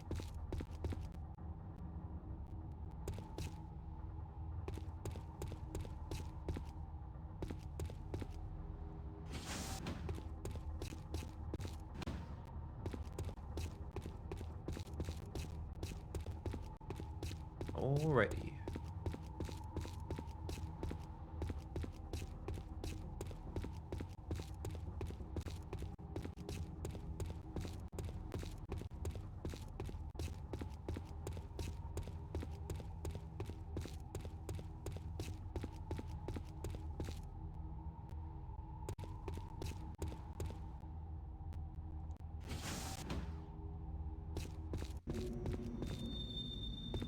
Oh wait, back here again.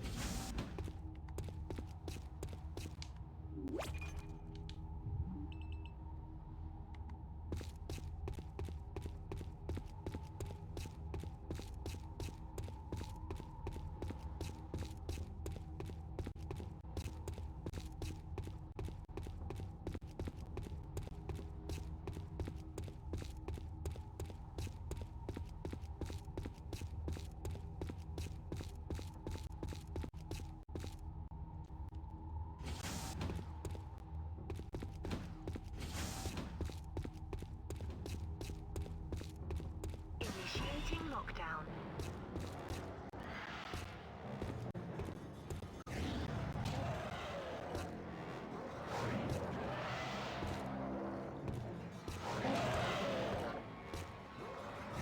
Quarantine lockdown lifted.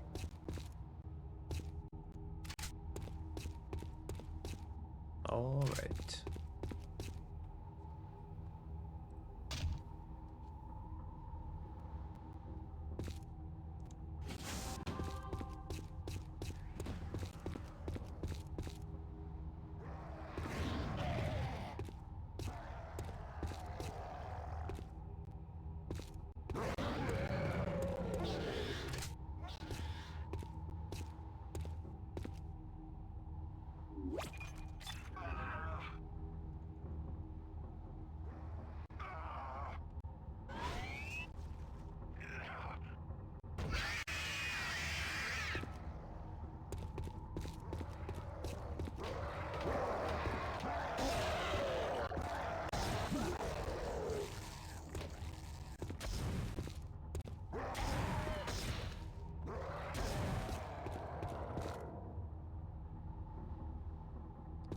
Double kill.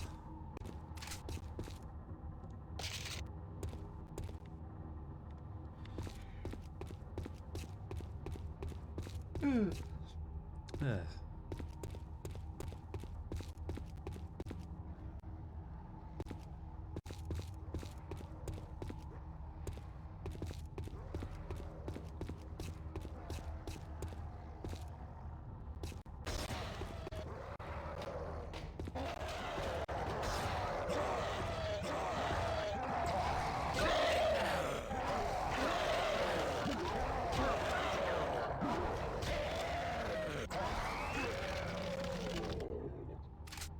Well, that worked. Low on health, though.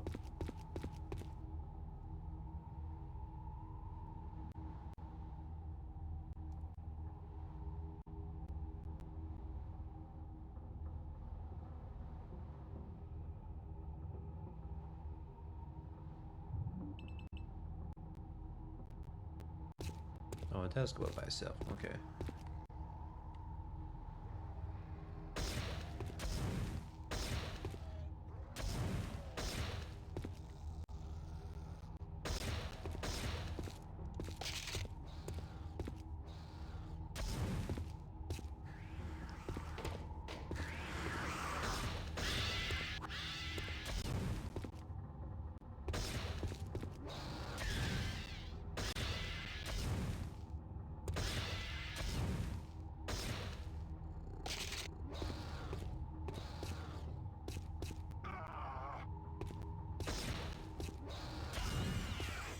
Couldn't I hit that?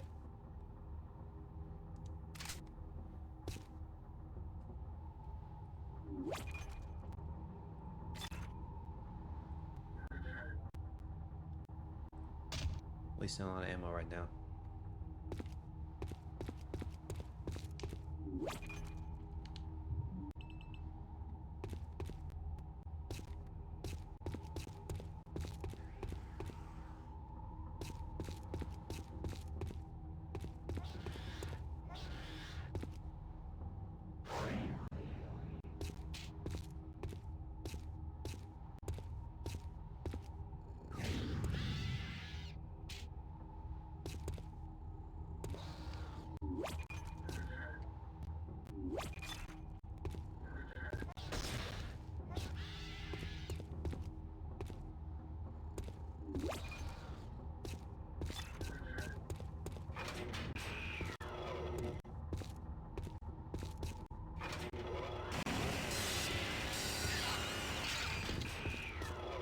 Yeah, there we go.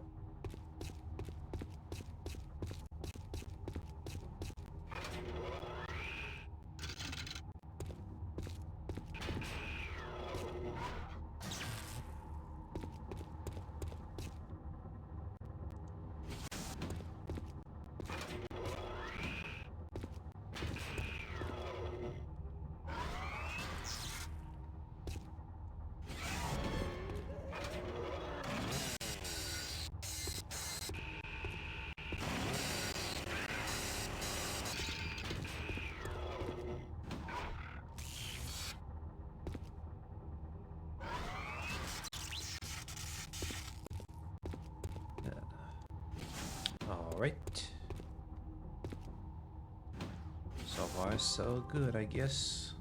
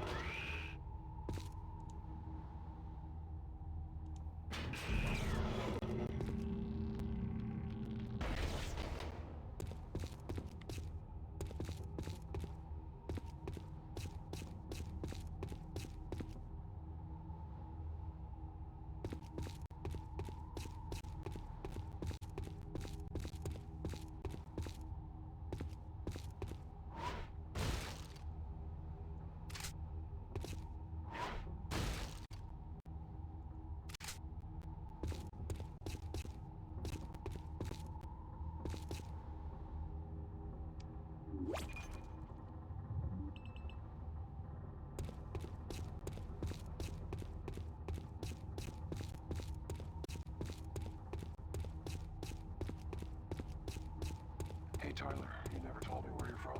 I shouldn't really say. But I guess secrecy's hardly important now. I was born on Mars. Couldn't wait to get off world. How about you? I was born in space. Colony ship to Borealis. I've never been to Earth or Mars. What's it like? Mars? It's a shithole. You're not missing anything.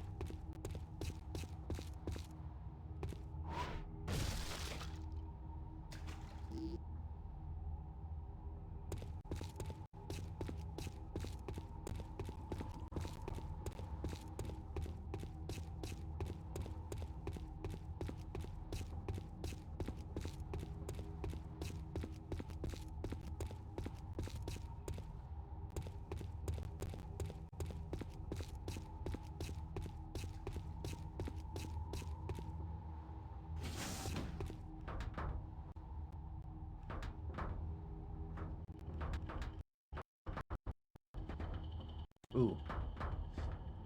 Getting a lot of stutters here for some reason.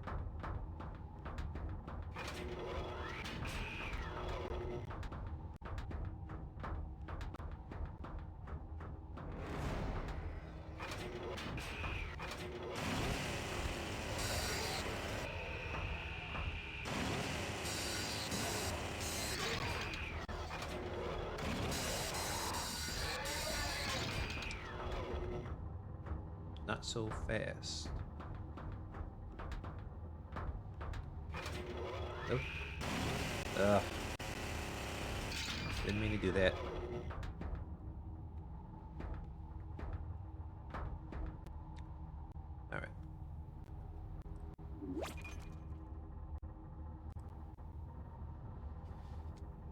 since it's about 2 hours now, and we're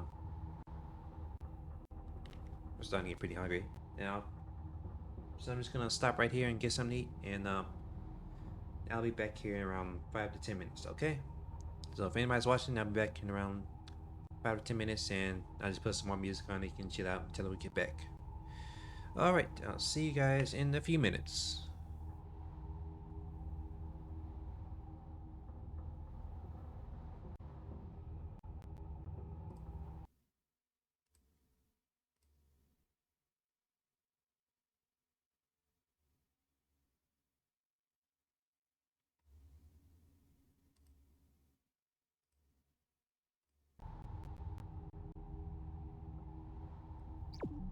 Okay.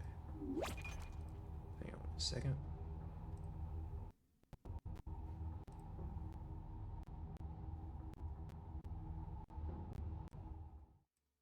All right.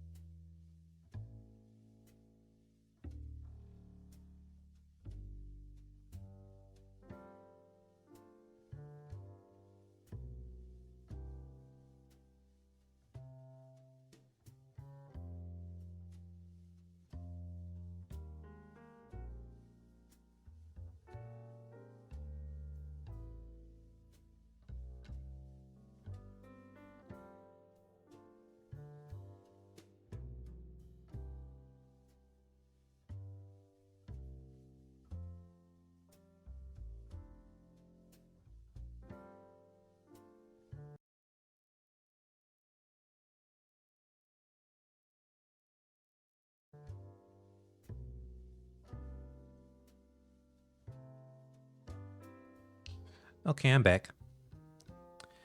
Might have took a bit longer than I thought it would be, so sorry about that. Well, let me find a video that we can watch so I can just get back to the game sooner. So let's see what we can watch for my meeting.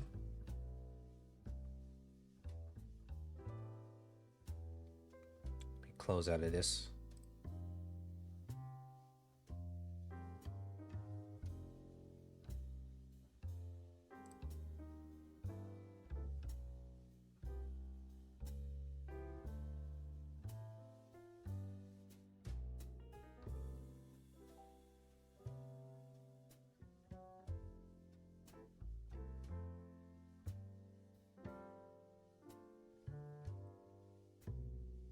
I'll just leave that open.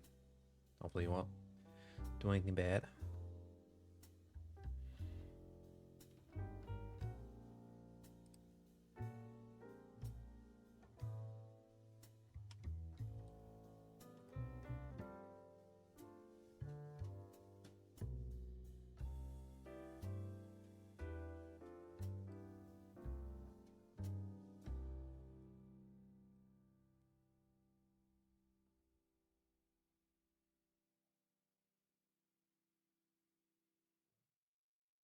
All right, let's see.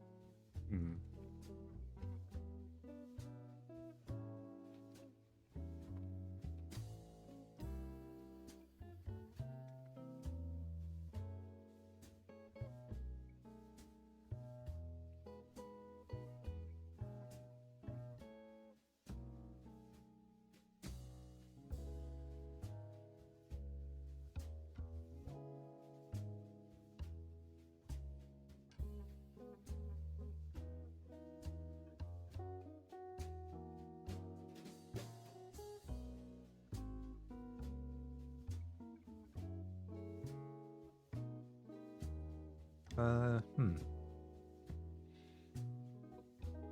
Trying to find something good to watch.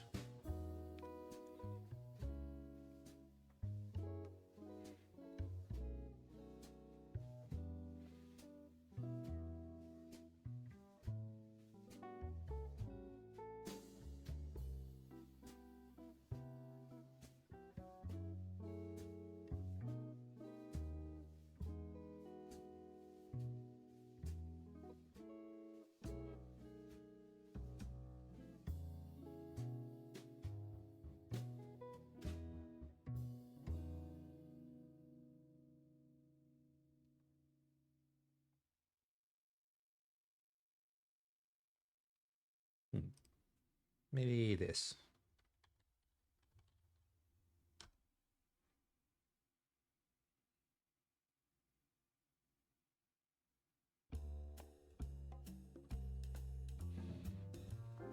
I haven't played Assassin's Creed Shadows since G-Man Lives. I made a video about it, so we can probably just watch that. So, yeah, I think that's a good idea. Let's go and see what he's talking about.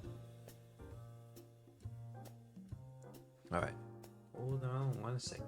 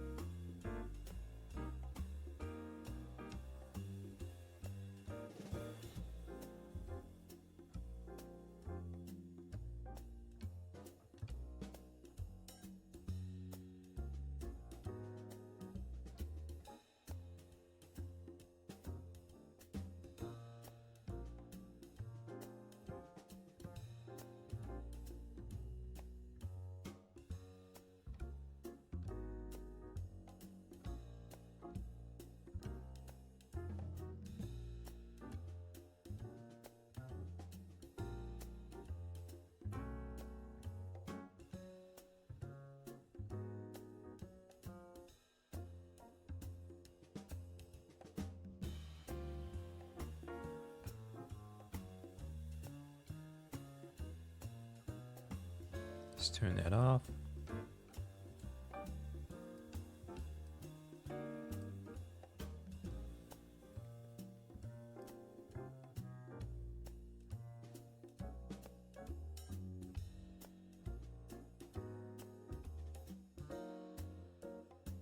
Okay. That should be okay. Let me turn you off.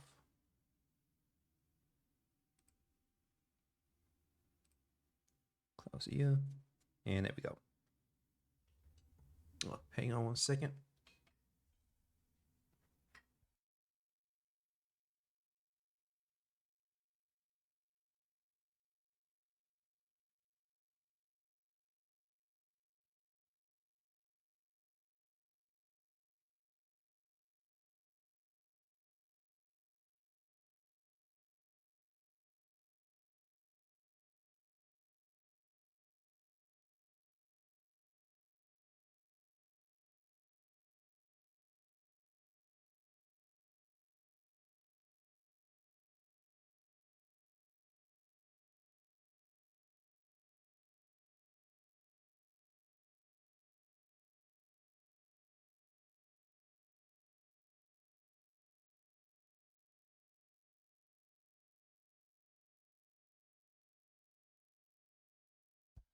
Okay, let's see what he's got to say about it.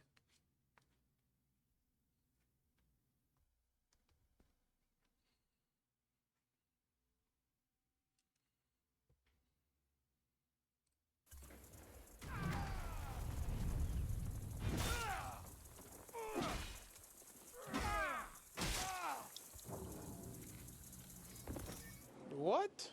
Well, Ubisoft have finally gone and done it. They've made the game they should have made 15 years ago. And no, I'm not talking about Far Cry Blood Dragon 2. I'm talking about an Assassin's Creed game set in Japan.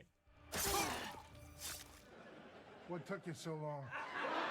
One that's also got a common dilemma in that it's one of those things where people have pretty much already made their mind up on it before having even played it.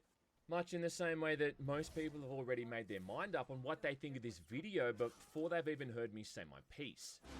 Hey, what's going on? War! We're going to war!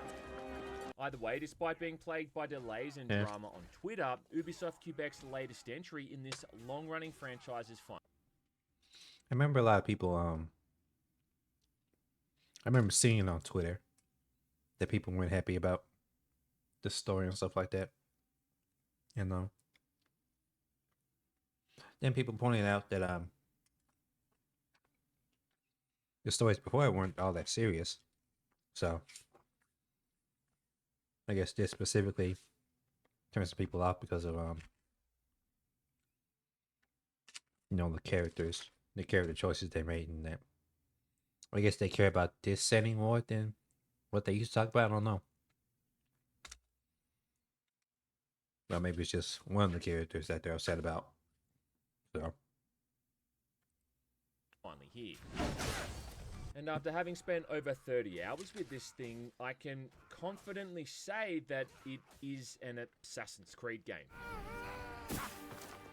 yeah, Before I start though, let's address the That's what I elephant in the expected. room by saying that this is not a sponsored video. I wasn't paid by Ubisoft to cover this, nor was I flown to Disneyland or taken whale watching. I got the same review code in the same email that all the other content creators and media folks did as well. And if you're one of those people who already doesn't like this game without even having played it, which is fine by the way, well, then you're better off just not watching this video because I doubt I'm going to be able to change your mind.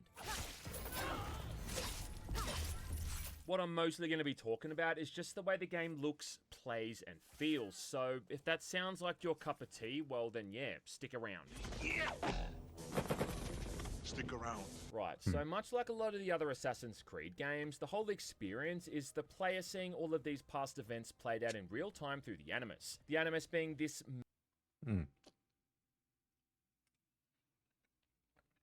some of this chicken they didn't cook right. made-up virtual reality machine that can read someone's DNA and is then able to project out all these memories. This time the whole thing takes place in feudal Japan, the best kind of Japan, specifically in 1579, during the reign of Oda Nobunaga. Go. Find Momochi Sandayu. His death will sever the sword from the hand of Iga.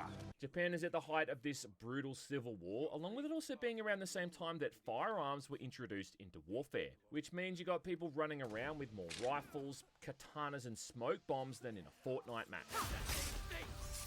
And for the first time in the series, I think since Assassin's Creed Syndicate, you're able to play as two characters. Both a shinobi girl named Naoe, and then this big bad samurai named Yasuke, who's responsible for most of the game's outrage culture. My name is Yasuke. Though I think we should be more outraged that Naoe is more or less just a reskinned Habana from Rainbow Six Siege.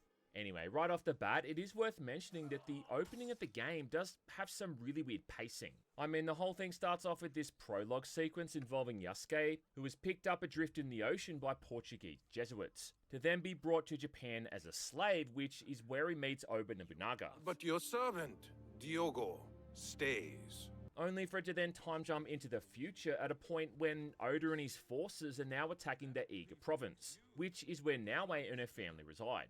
By this point, he's now a fully fledged samurai as well, and also shown to be incredibly adept, with the player in control of him during this short prologue where you just steamroll through pretty much everything. It's kind of like the opening scene of The Force Unleashed, where Vader just goes around decimating Wookiees.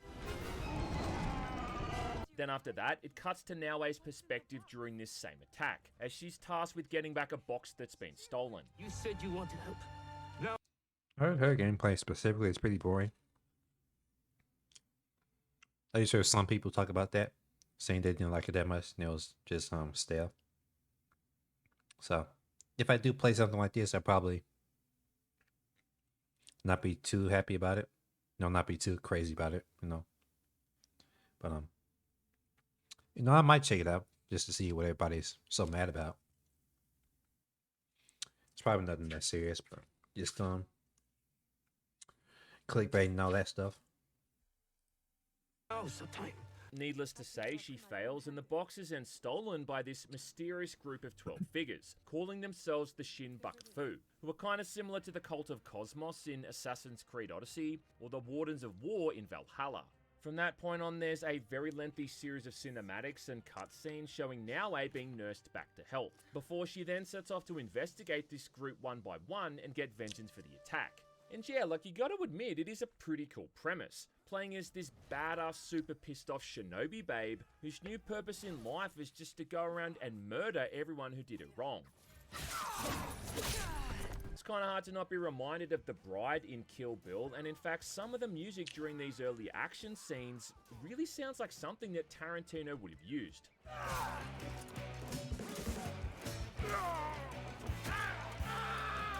I will say too that there's some surprisingly music like that. side characters here as well, with the real standouts being this kid named Jinjiro who lost his dad in the war and now clings to Naoe like she's the big sister he never had. I've come to stay with you. What? What? Along with a smart-ass thief named Ganojo who kinda looks like he should be out of an Onimusha game. Now he's the typical thief with a heart of gold, just trying to be like a Japanese Robin Hood, and he's also one of the potential romance options for Naoe. A charming offer, thief. I'll think about it once you've sobered up. And bathed. Oh yeah, before you ask, there's no romance here between Naoe and Yasuke. Yes. And a few of these side characters can even be called in to help out during gameplay, giving them even more of a purpose.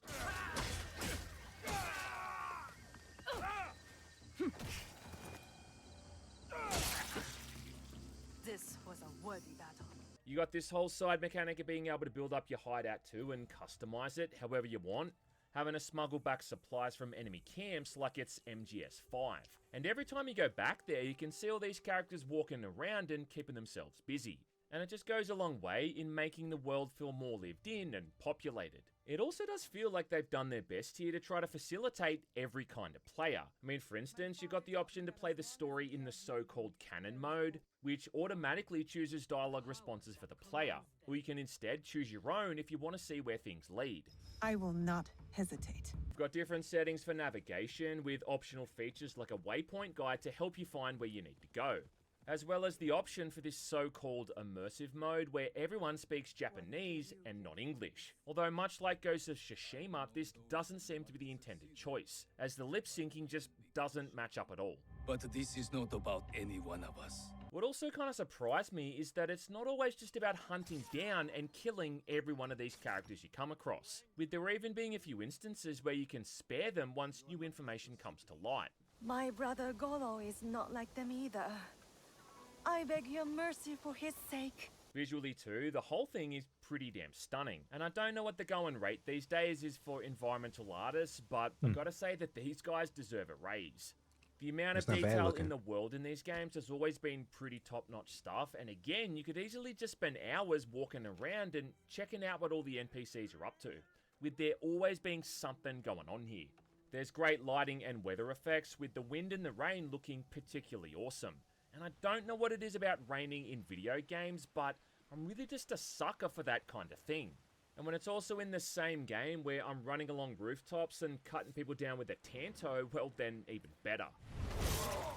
Even just the shifting between seasons can really dynamically alter the way the world looks, with NPCs dressing accordingly depending on what period it's in.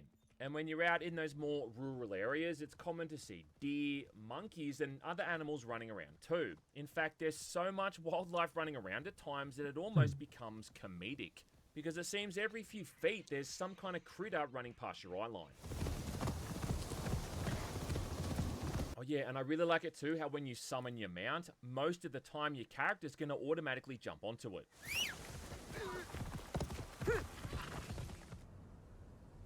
That's a good idea. Early on in the story, Naue gets injured and has a scar across her face, and throughout the rest of the campaign, you can even see this thing slowly healing up the more time passes. So outside of a few moments where I had a choppy frame rate, it all seemed to run and look pretty damn good, with not a single crash to the desktop in the 30 odd hours I spent with. The game does look good. No. I probably wouldn't be able to run it on stream, but off stream I'll probably play it. Just by that fact alone. But gameplay wise, it kind of looks like more of the same. So this just looks like something that I may or may not play. With it. What I do think is a bit weird though is the inconsistency with the water effects, where sometimes you'll swim through a body of water and the whole thing displaces and moves around realistically. But then other times it's like the water is just a flat, transparent surface that you're clipping through with it not even moving about at all.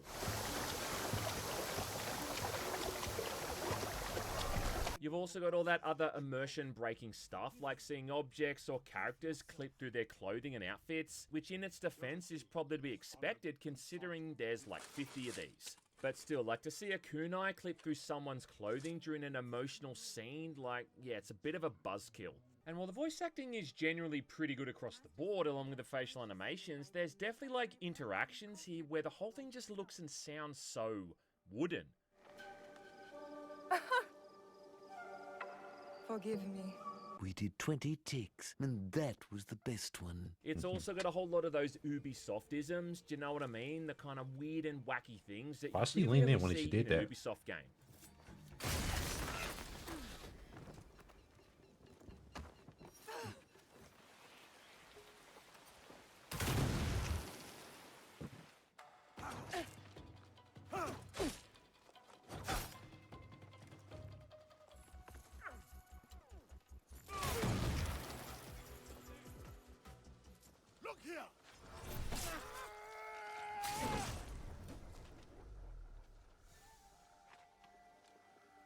I have to get involved if you're extorting the people of this town. Extortion? I will show you extortion!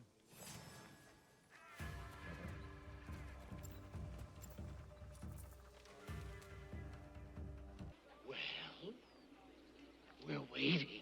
From that point on as well, when you're playing as Naue, is where the whole thing really kicks off. And she's also who you're going to be playing as for the next 10 or so hours at least. Because it's not until you're a fair ways in where, for story-related reasons, Naue finally meets up with Yasuke. And then the two realise that they're actually far more aligned than they thought. You really think you stand a chance? Another step, and we will both find out. And once this guy joins up with her, you can swap between them at any time.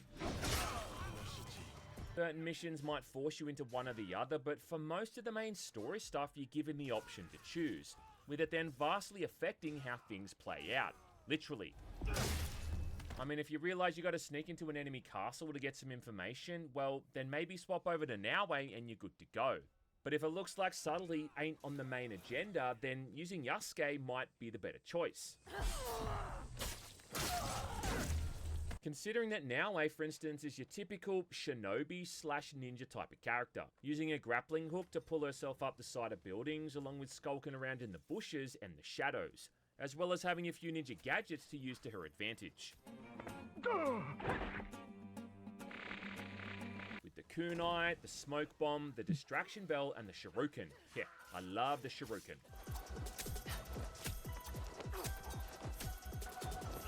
All of this stuff plays out more or less the same as every other Assassin's Creed game ever made, and is really where the main movement and parkour stuff takes place, with Noway's tiny frame being perfect for the kind of stealth immobility that she needs. What's crazy too is that they actually have a somewhat developed stealth system this time, instead of it just being all based around line of sight. And for the first time in the series, light actually plays a part in how visible you are, with sticking to the shadows keeping you fully hidden, and there even being light sources you can extinguish to maintain your cover. So yeah, like it only took Ubisoft almost 25 years to achieve what their own game, Splinter Cell, was doing back in the early 2000s. Along with also being able to go fully prone and crawl around, which is something that Metal Gear Solid's been doing for almost 30. It also seems that the seasons affect things as well, because in quite a neat touch, Shadows has not only a night and day cycle, but also a yearly one too. With there being less enemies outside during winter, for instance, probably to stay out of the cold, along with the benefit of the snow muffling your footsteps. Whereas on the flip side, during summer and spring, you're going to be more audible, but there's more bushes and grass to hide in. Cool. Yeah, it is cool. Apart from that stuff though, which really doesn't affect things too much, this is more or less the same stealth system we've seen a dozen times before, where you just try to stick to the high ground and assassinate people before they've even seen you.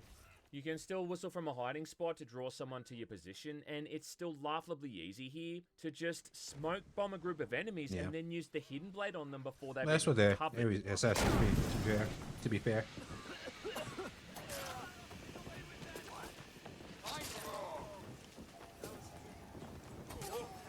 You got the old classic double assassination, killing two enemies at once, and also that old chestnut where you take someone out and then kill someone nearby with a throwable item.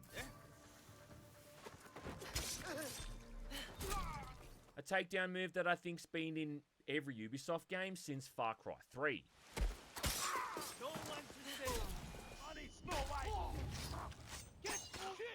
What I do find disappointing though is how there's no way to control the time of the day, or at least as far as I could find. I mean, the stealth is objectively easier at nighttime, right? In the sense that most of the guards are going to be asleep and there's less of them patrolling. But then also because that cover of darkness gives you far more options to avoid being seen. So as a result, you're always going to want to be doing all the stealth stuff at night, but the problem is that you're at the mercy of what time of day it actually is, considering you've got no control over it. You know, unless of course you want to stand around for 15 minutes waiting for it to change. And I just don't see why they couldn't incorporate some kind of time passing mechanic here, where Noway could meditate or something to progress the hours. I mean, you can choose to change the season, but not the time of day. Yeah, that makes sense. It'd be like how in MGS5, where you could just sit there smoking a cigar to pass the time. I mean, even the old Elder Scrolls games let you stand around and wait out the clock if you wanted to. And it's just the small things like this, the little side inclusions, that would have really made a good stealth system genuinely great. I do reckon as well that the assassination animations can still look really janky at times, especially those ones you do from cover, where you can see the NPC pretty much stop in place while they just wait to die. It's just this very noticeable halt in their animation where you can literally see them just stop dead in their tracks. There's a really cool idea here where when you're playing as Noway, you can't assassinate the larger enemies at first, simply because the premise of a 5-foot-tall girl being able to overpower someone 3 times her size is, yeah, physically impossible. Even though, of course, later in the game you unlock an ability that just lets you do it anyway. course. Anyway, my point is that even with this, there's some weird animations as well. Like when sometimes you try to do it, she's just gonna instantly go into this cowering position on the floor.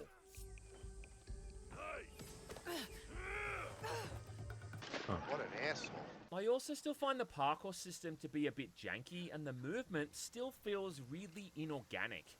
It's just kind of like you don't really feel like you're moving seamlessly from area to area. You just feel like you're going from that one preset movement position to the next, like you're a puzzle piece clicking into all of these slots. It really is like they just kind of maxed out the parkour controls in those earlier games and never really advanced it from that point on. As a point of comparison, like go and play something like Mirror's Edge, for instance, and compare how the free running feels in that game to how it feels in Assassin's Creed. I actually never played this. I've seen a bunch of people play it, but I just never played it for myself. So maybe I'll check it out once in a while. Maybe on stream, maybe off stream, whichever one comes first. I'm not really crazy about streaming it, but I am interested in playing it.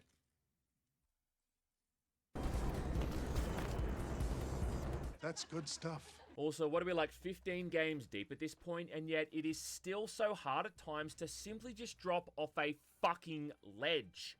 Like seriously man, why is it so hard to drop off something? I mean, you can hold down the B button to constantly lower yourself down, but even then, like that still takes way too long. And what a perfect summarization of platforming controls in modern gaming too, right? Like remember in the olden days how you used to try your hardest to not fall off ledges? But then in a modern game, I'm trying my hardest to do the opposite. Still though, playing as Naue is the Assassin's Creed element to the game. And like most of these other entries, I always find the most fun to be had when you're just going around assassinating people or exploring all the various enemy camps. You got all the various castles around the map, and to clear these out, you need to kill a bunch of nearby samurai, to then unlock a chest containing legendary gear. And I spent a fair chunk of my time just going around and clearing these out alone, trying to find new and creative ways to take out these samurai without getting spotted. Yeah, it sounds like you'll probably get boring fast. That's what I'm worried about if I do decide to play it. So I don't know. Maybe I'll just get it when it's on sale or something like that.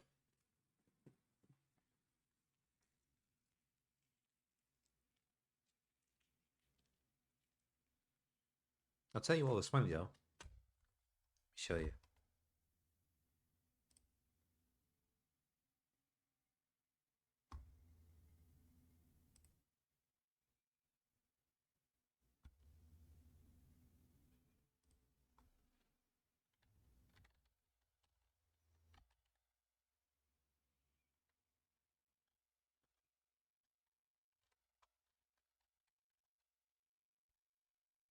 They tweeted something out. I think it was yesterday.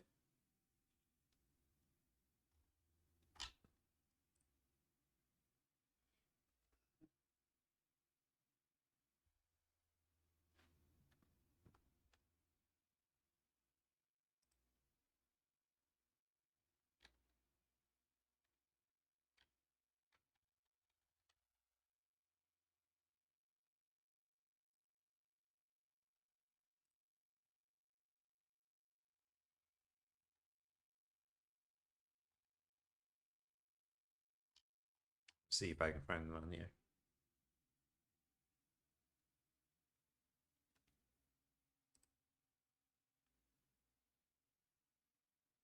Yeah, it's this one.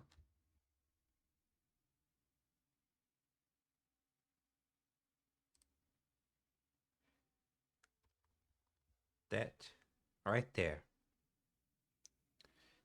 668,000 likes. He was replying to Elon Musk. Wow. That was crazy when I first saw it, because I thought it was going to ratio him, but I didn't think it was going to be that bad. Yeesh. There's one crazy thing about this game. Everybody was hating on it so bad, and Elon thought he'd get a little bit of win on it, but nope. People hate him too much to do that.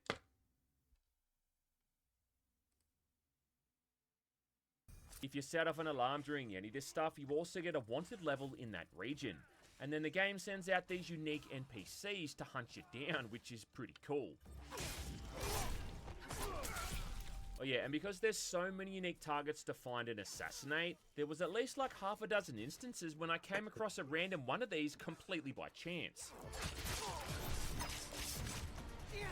Regardless of who you're playing as though, at some point you're gonna get into combat, which really is the least evolved aspect. And if you played any of these games in the recent years, well, then this is all gonna seem very familiar. So you got both a light and a heavy attack along with a posture attack, which is simply holding down either button to charge it up for a bit more damage or to break someone's block. Blue attacks from enemies can be parried, but red attacks have to be dodged, with both of them throwing an enemy off balance and leaving them vulnerable if you wait until the last possible moment, with vulnerable enemies then taking more damage.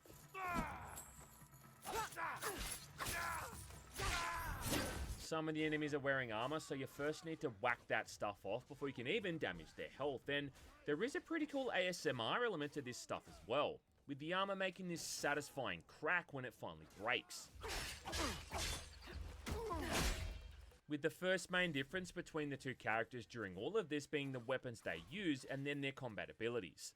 Naoe, for instance, gets the katana, the tanto, and the kusarigama. Oh, that's pretty neat. Whereas Yasuke gets the long katana, the naginata, and the kanabo. And it really is a whole David and Goliath situation here, with Naoe's attacks looking very glancing, whereas Yasuke just unleashes these wild, decimating blows, where it really looks like he's putting his entire weight into it. Especially when you're carrying around the bigger weapons like the kanabo, where he swings that thing around like it's a giant slab of concrete, and smashes someone's head clean off like he's hitting a home run.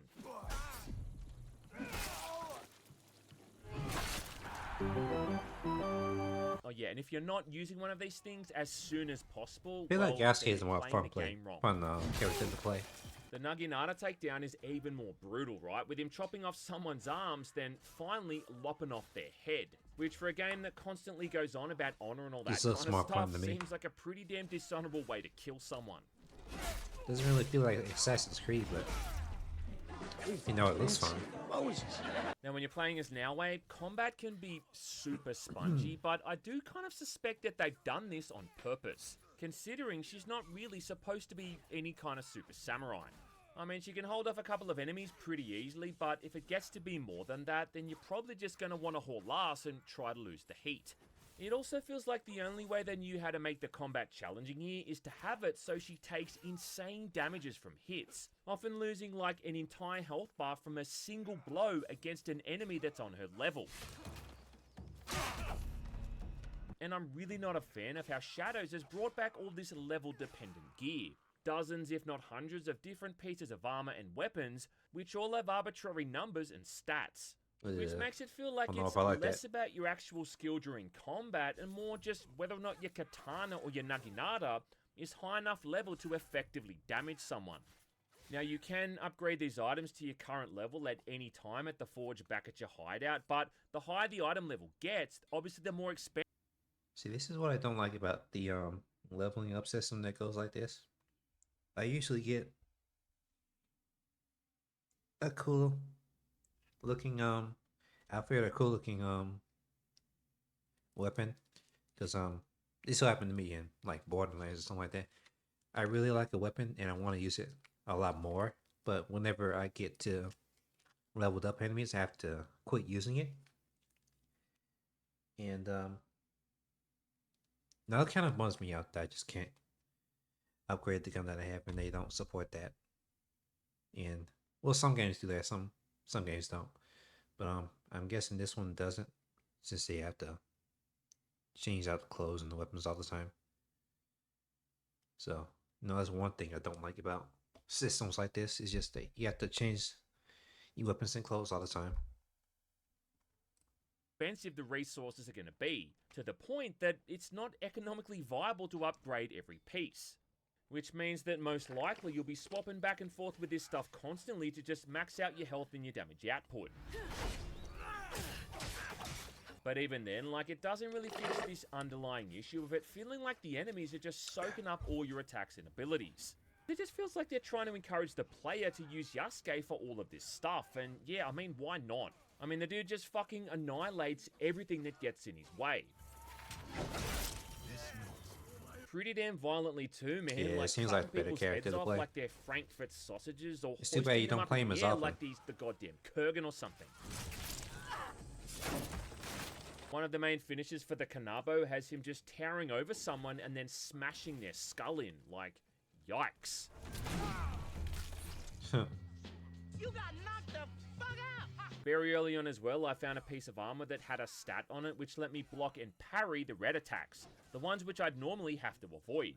And then from that point on, it just made the combat sequences laughable. Laughable. It's like that bit in Final Fantasy VII where you get to play alongside Sephiroth, and he just goes around one-shotting all the enemies that have kicked your ass for the past 10 hours. The problem is when playing as Yasuke, it just doesn't feel like an Assassin's Creed game, because two of the main components which make up the vast majority of the series, that being the stealth and the parkour, are more or less just completely gone. Replaced with this dude who's just built like a linebacker and about as inconspicuous as a pea stain on a suede couch.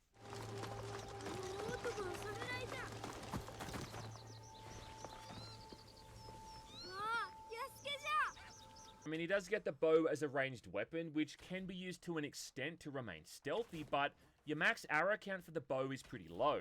Not to mention, his other ranged weapon, the Teppo, is about as unstealthy as it possibly gets. So they're definitely trying to force you into the more direct approach. His version of Naoe's assassination, for instance, is a brutal assassination, where he first gets someone's attention by shouting at them, before then just turning them into a human piñata. Face me! Damn! And let's not also forget that he's built like a goddamn brick shithouse, which means that definitely climbing up the side of buildings, grappling up pagodas, or leaping gracefully from rooftop to rooftop is just out of the question. He can literally just run right through certain walls as well, like he's the Kool-Aid man, and running into enemies is going to knock them on their ass. And if you do a leap of faith from any of the viewpoints, he'll just fall to the ground like a total klutz, and then make some kind of remark about how dumb he looked. Any landing you can walk away from is good enough. In the game's Actually, defense, like that. though, this does That's all make good. sense. Do you know what I mean? Given the dude is decked out in full samurai body armor, is well over 6 foot tall, and probably weighs well over 200 pounds. But that doesn't change the fact that when you're playing as him, it just feels like an entirely different game. Not to mention, like, I'm starting to wonder if it even makes sense how we're seeing out Yasuke's experiences at all. I mean, I thought this whole thing was taking place inside the Animus, right? Which means I'm accessing my ancestors' memories and witnessing their life events through my own eyes. But then, how am I able to see both Yasuke and Naoe's experiences if this is the same one strand? I mean, if that's the case, then these two must somehow be related, right? With Assassin's Creed Syndicate as an example, this made perfect sense because both the lead characters were twins. Some of Yasuke's unique missions, for instance, are these ones that go into vivid detail on how he trained to become a samurai, and then everything that happened to him while he served with Nobunaga. But then it's also able to show me all the stuff that Naoe did as well. Like, it doesn't make any sense, does it? Trust me. Follow my instruction. Or maybe it does make sense, considering the whole Animus subplot has been a bit of an afterthought for almost a decade now. And I think what it really just boils down to is that they're just... I don't even remember Animus anymore. I remember it was something in the first couple of Assassin's Creed games that they propped up really hard. But recently they never really seemed to talk about it. And I'm guessing they did something with this too. But nobody really cares anymore, I guess. So I don't know why they need to signify that it's there at all, since nobody's really paying attention to it. But yeah, I don't really care about anything like that. And I don't think anybody who's playing the game does either. just trying to offer up two different playstyles. Letting the player choose if they want to go in as Yasuke and just cut everyone's head off, or be a bit more subtle as Naoe and take the less direct approach. The only thing is that this is Assassin's Creed, and the whole series is supposed to be about the less direct approach. Do you know what I mean? The approach where you stab someone through a rice paper wall before they even know what hit them. And yeah, like I know this is also the same series where you engaged in all-out naval combat in the Caribbean Ocean, but at the end of all of that, like, Edward Kenway was still getting up there close and personal with that hidden blade. You feel me? Got the gist. For most of the main story missions here, you can choose who you want to play as, but for quite a few of them, you've got no choice, and have to experience things as Yasuke. So yeah, like, I get why this might piss certain people off. The good news, at least, is that the XP you earn for one character does carry over to the other, and there's gear that is unique to both of them. So you don't ever feel like you're wasting your time, and you're not going to be under-leveled if you spend a few hours as an hour or vice versa. What is weird though, is that at certain points you can choose between them for a boss fight, and then in what's an absolute wasted opportunity, during these fights, the other character is just absent the entire time. I don't know, like they've gone off to take a shit or something. And I was really hoping for some kind of assistance or tag team moment during these instances. You know, kind of like the stuff they did in Arkham Knight. Either way though, I definitely enjoyed playing as now. I haven't played that either. Simply because that's when it felt the most like a... Well, let's skip to the end. See what he what he's talking about there. All right, here. At the end of the day, like, I'm not going to sit here and recommend or not recommend this thing to anyone because, like I said before, this is the kind of game series where people have already made their minds up. Did I enjoy the whole thing, though? Well, yeah, I did. I can't deny a certain something. And I'm sure there's going to be a whole bunch of people out there who will pick up on stuff and complain about it, but the fact of the matter is that despite all the delays and the drama, Ubisoft have still managed to deliver another solid entry into a series which really has become the video game equivalent of fast food. Are we going to be talking about this one for the decades to come? Well, probably not. But if you're looking for something to sink a couple of weeks into while you wait for Doom the Dark Ages or the Metal Gear Solid 3 remake, well, then damn dog, you could do a hell of a lot worse.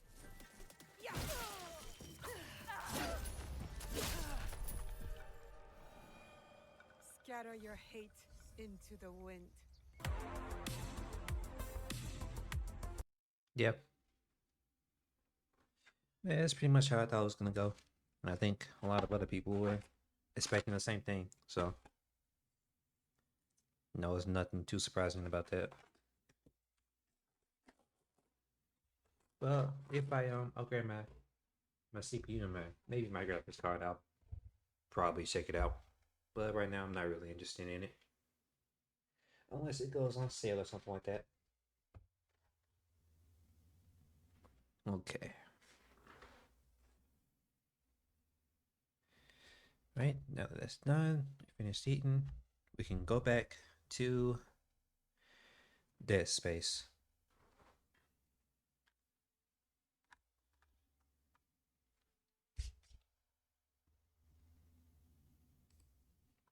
Let's get that back up.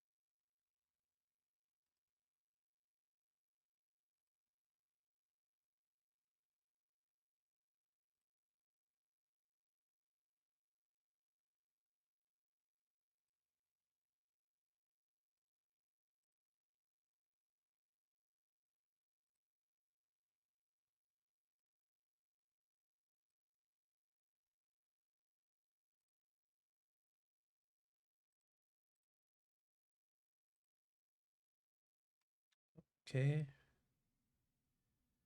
Let me fix up the screen really quick.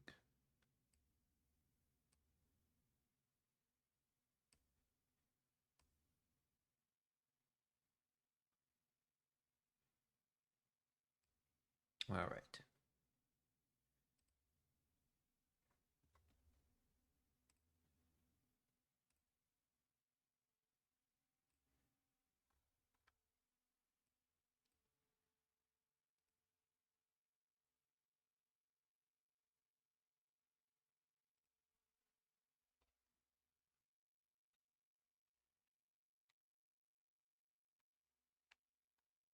Let's see.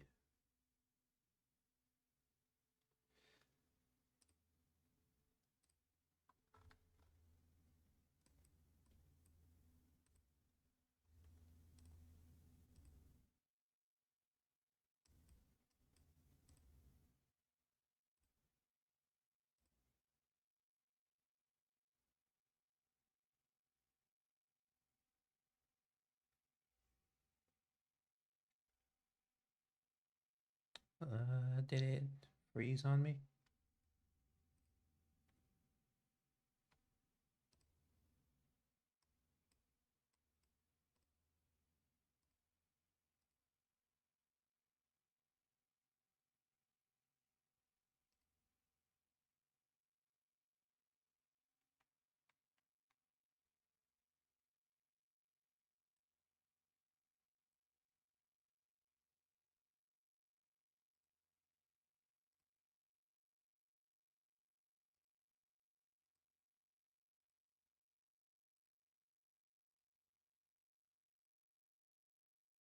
I don't know why it freezes when I do that.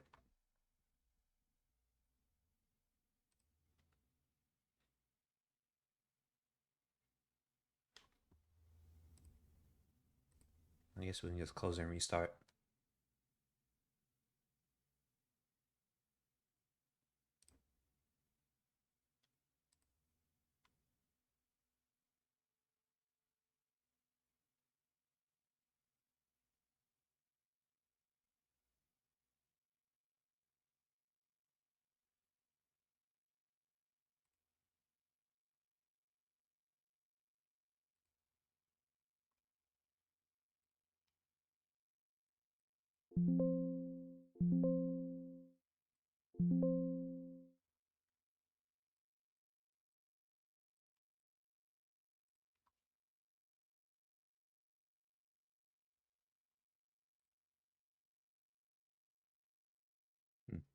Don't know why audio's not playing.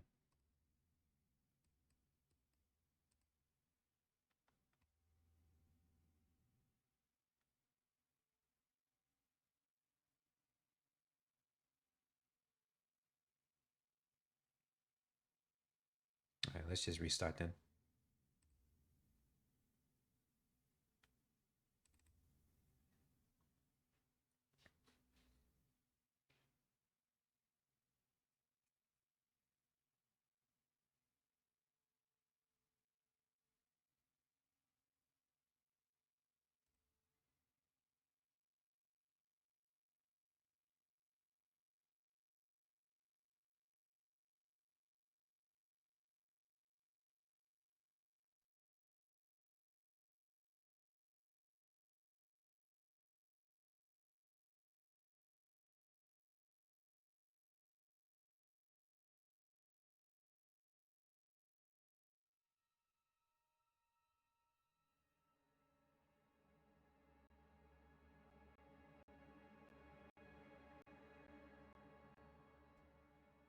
All right, there we go.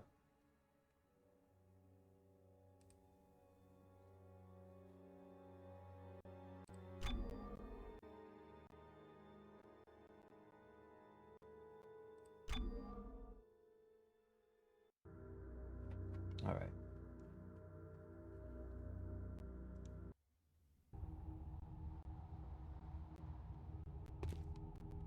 Okay.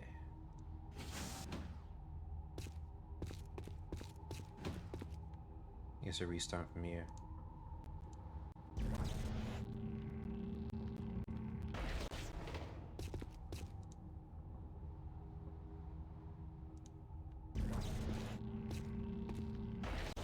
I think I got the hang of the grabbing button. I think I know what was wrong.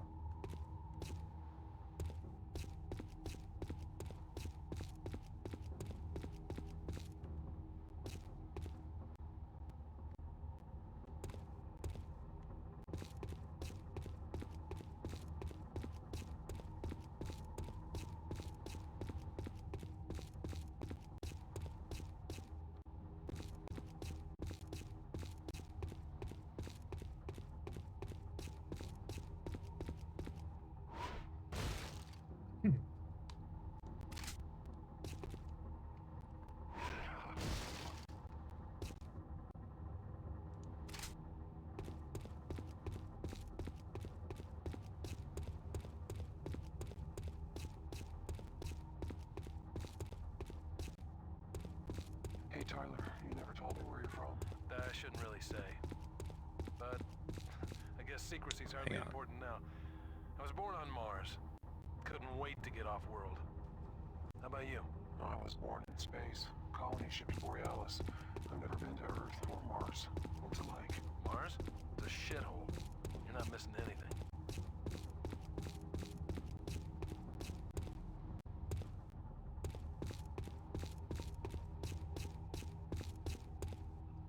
Do I need to reload? Go ahead and do that.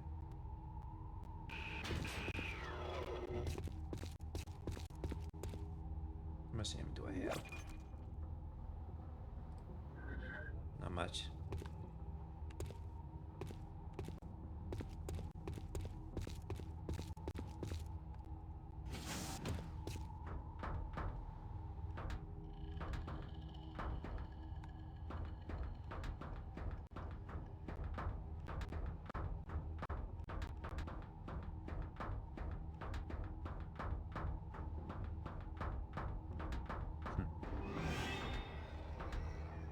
That effect.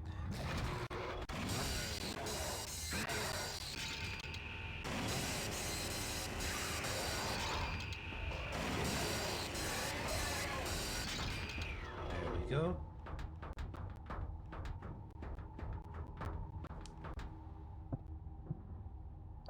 Closer.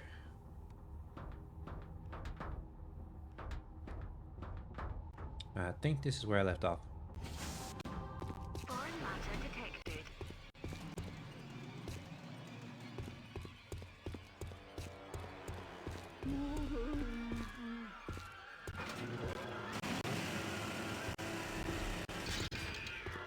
I missed it. There you go. Don't forget the line gun doesn't just shoot beams. Switch to secondary to fire a mine at the bastards.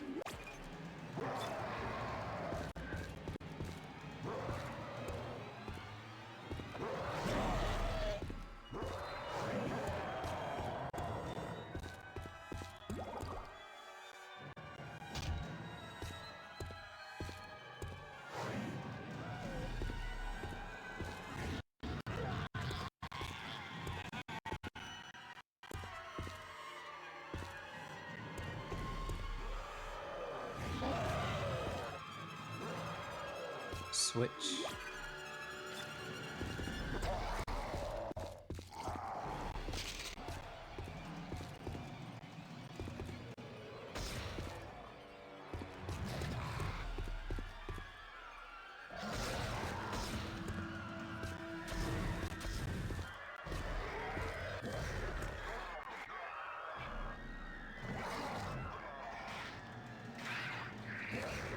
Oh boy.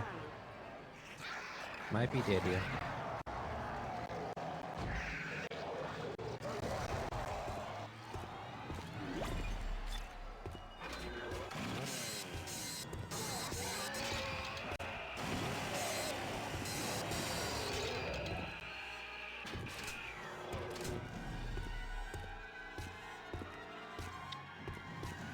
Somehow made it out of that alive.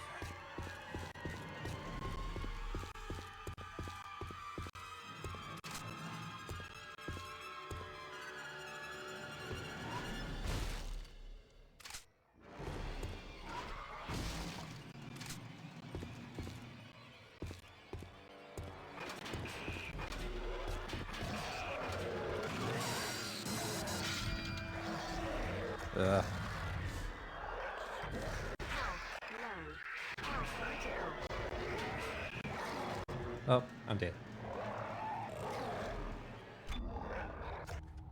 Yes. I'm low on ammo, so.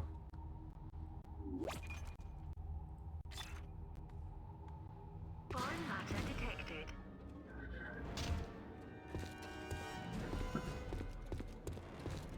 Let's go get that.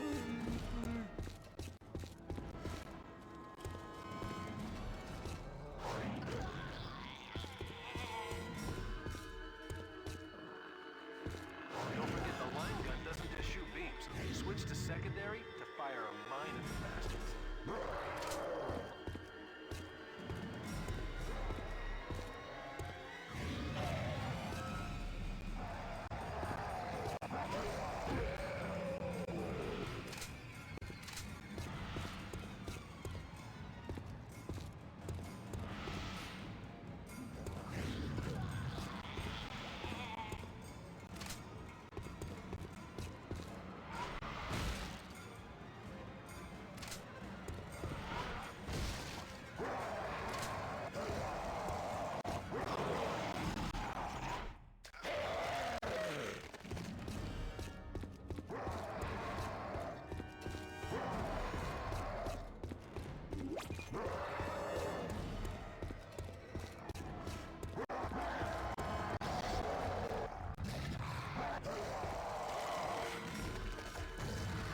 He's not running. I have to reload.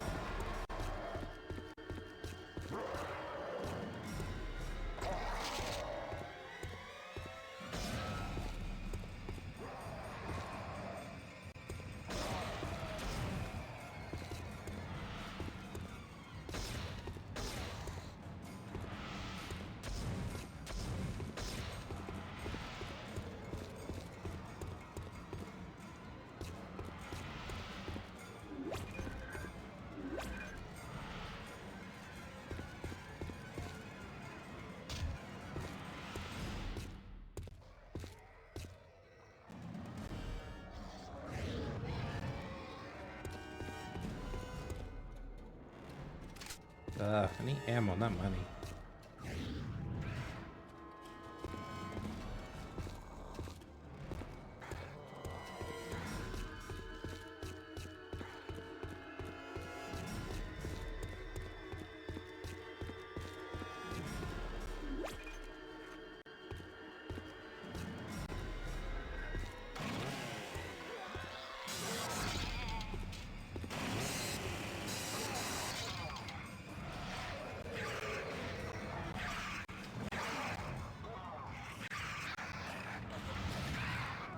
Come on.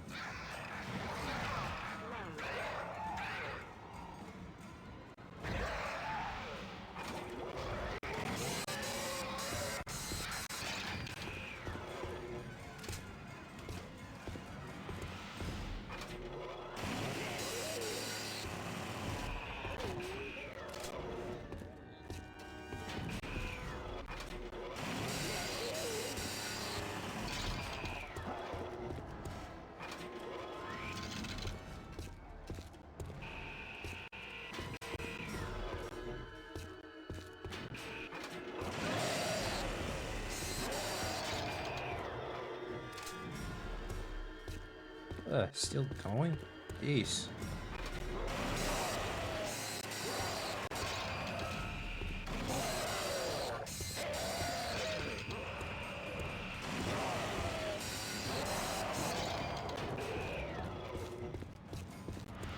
It's still not over.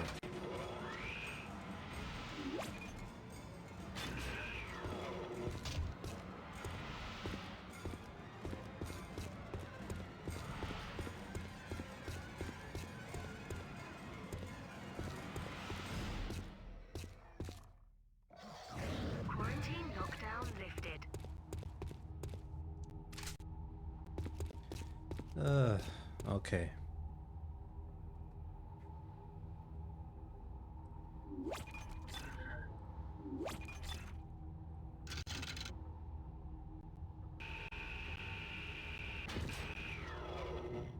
All right.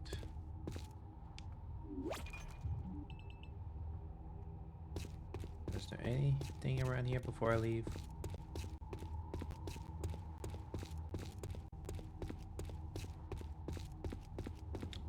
Looks like there might be.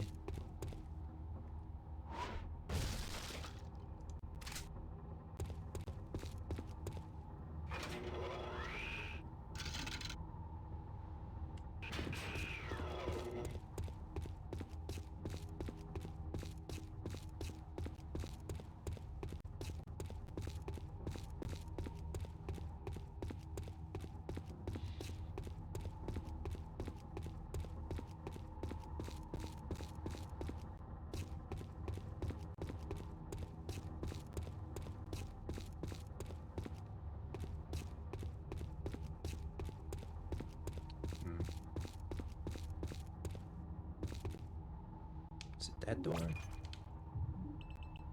Yeah.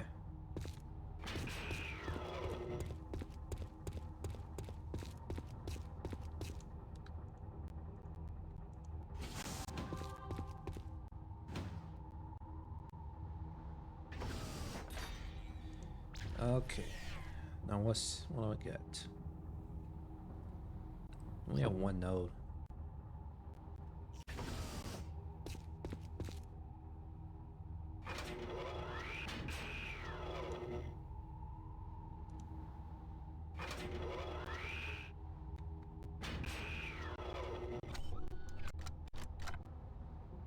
Okay.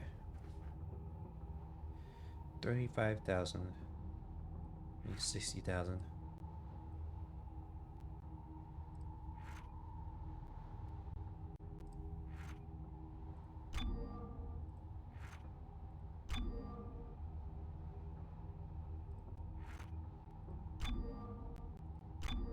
It's gonna need a lot of these. Or maybe not that. Maybe it's this.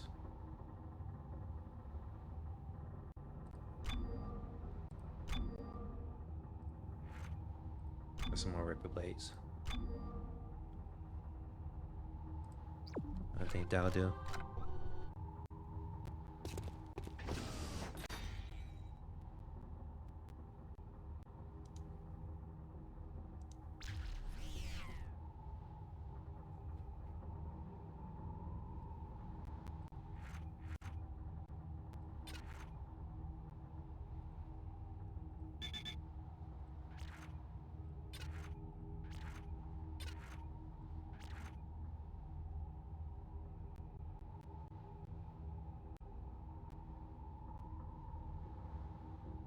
Let's go with that.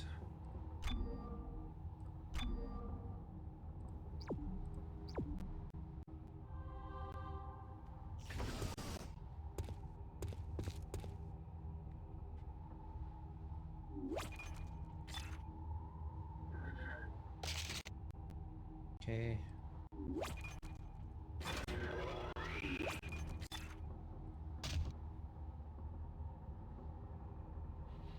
Okay.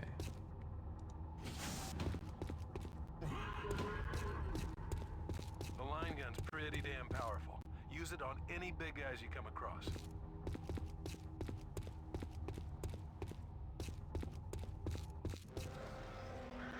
Oh. Alright, Vandal, listen up. I already met one of these things. Just stay calm and focus. The front's covered in plating, so you need to get behind it and cut it up. You can do this, I know you can.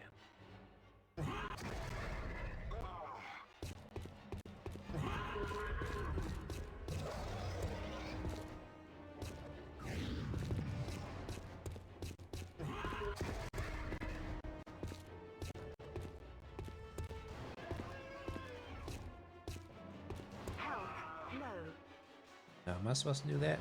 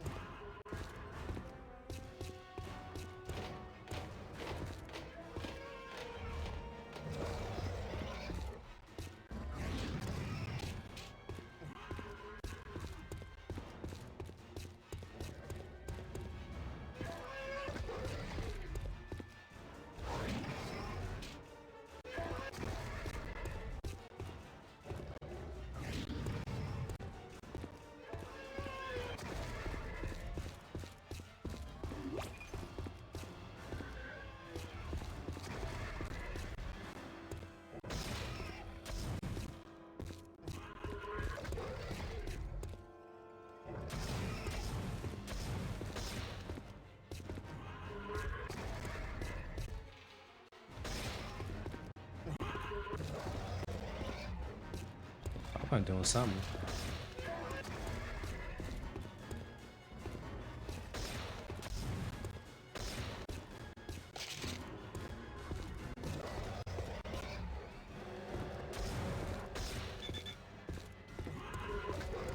And out of ammo.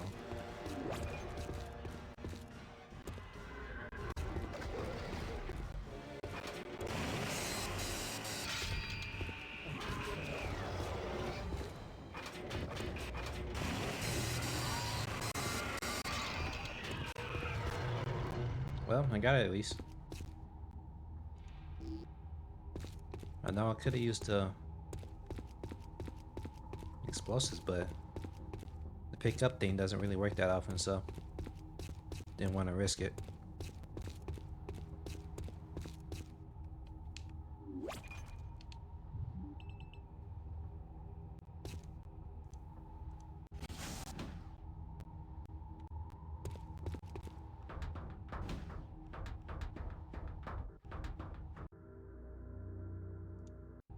Director Tideman has updated your locator.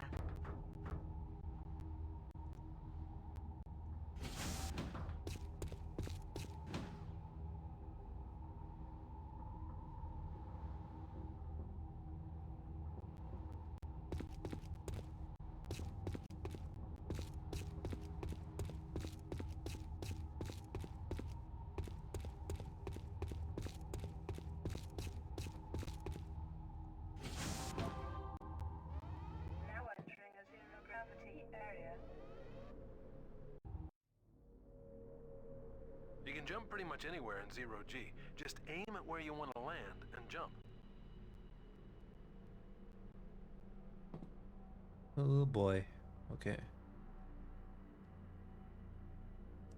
Your rig will let you know if you can't jump to a location. Just aim at a safer surface and try again.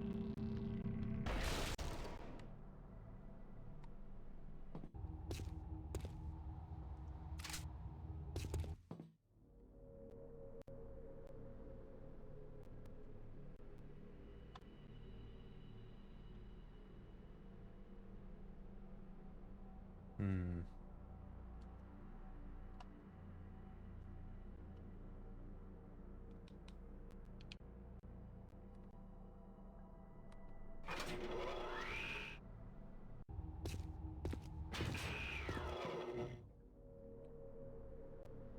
Let's see if I have a button for that.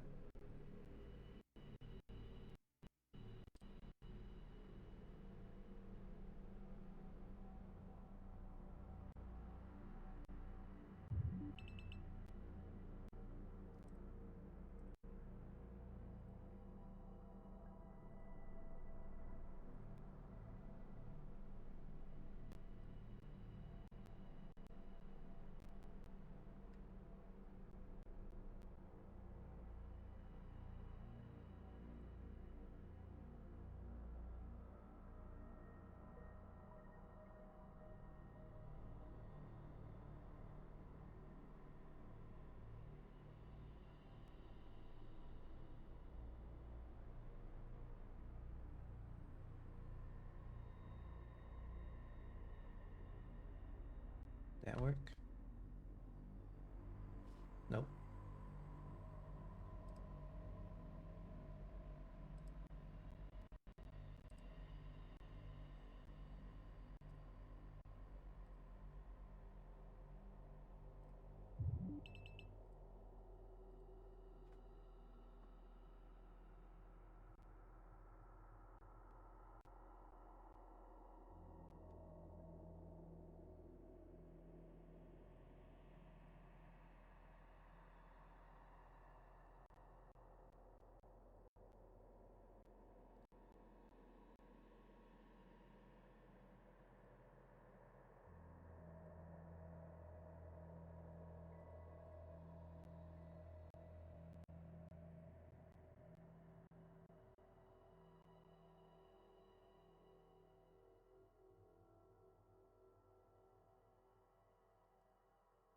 Hmm.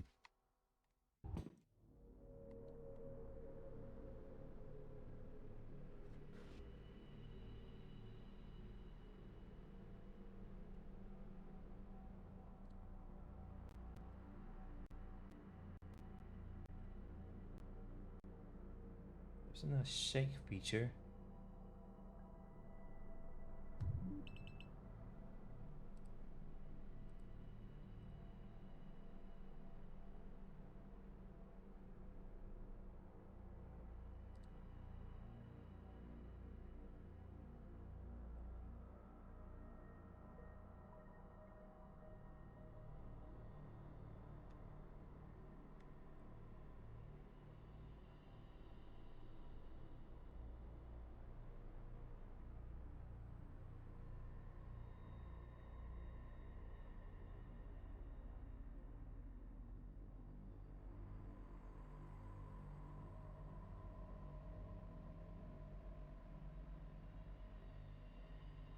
Maybe P&I is it.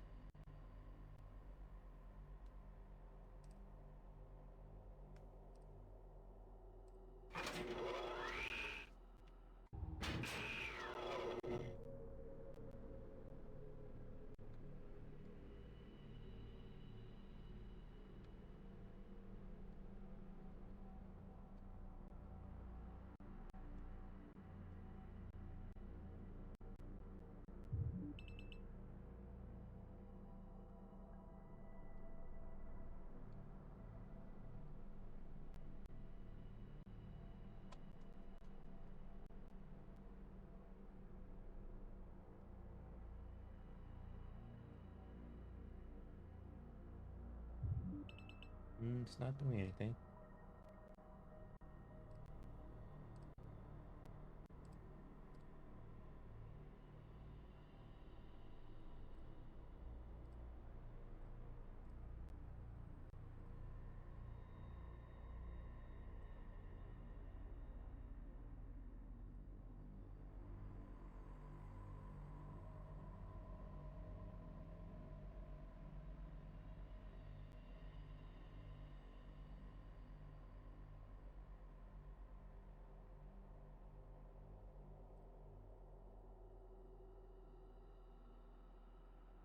How about that?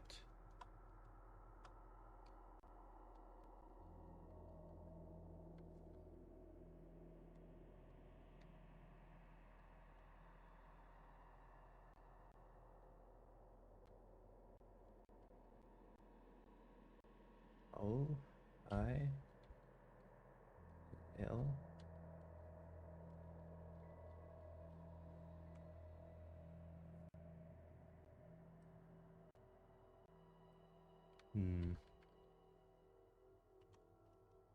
Trying a bunch of things and it's not working.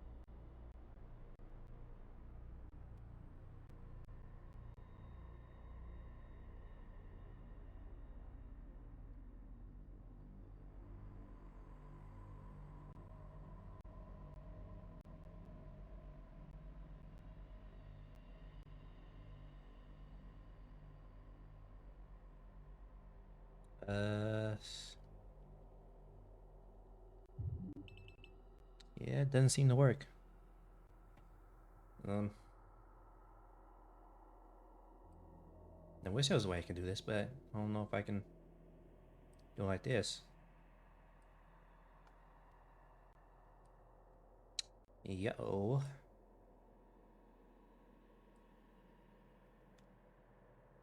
We might have to end it right here if we if I can't find any way to activate this. Okay.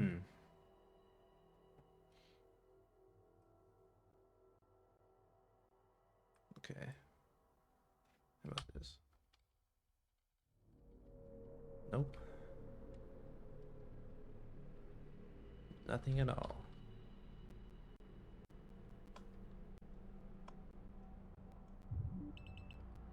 Hitting all the buttons don't work. Yeah. Guess we're gonna have to call it for this game right here. May have to mess with the settings a little bit just to see if I can get it working. But right now I don't think there's anything I can do.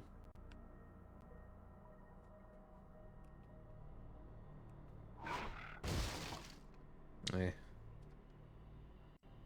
Yeah, it's probably gonna have to stop right here. That's kind of a bummer, but it's an old game, so I was kind of sort of expecting something like this to happen. But oh well, at least we made it this far. But it is a cool game. If you can't get it running on your phone, I highly recommend it that you do. Because I remember playing when I was little and it was a really good game for what it was. And no, I wish more people talked about it. So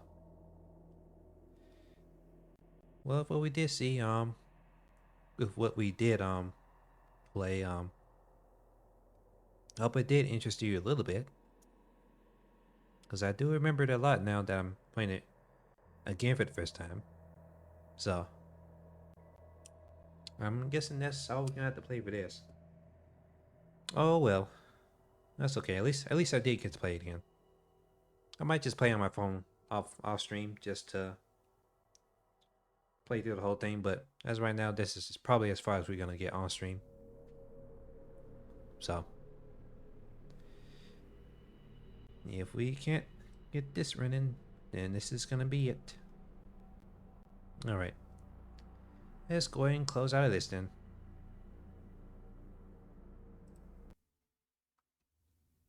Oh well.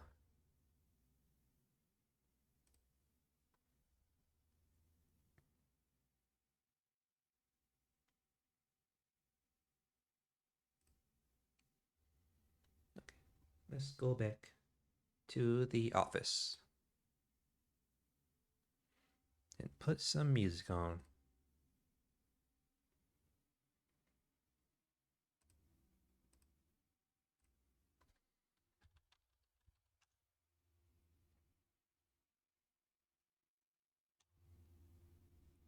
Da, da, da, da, da, da. Wait, right here. A little bit of music.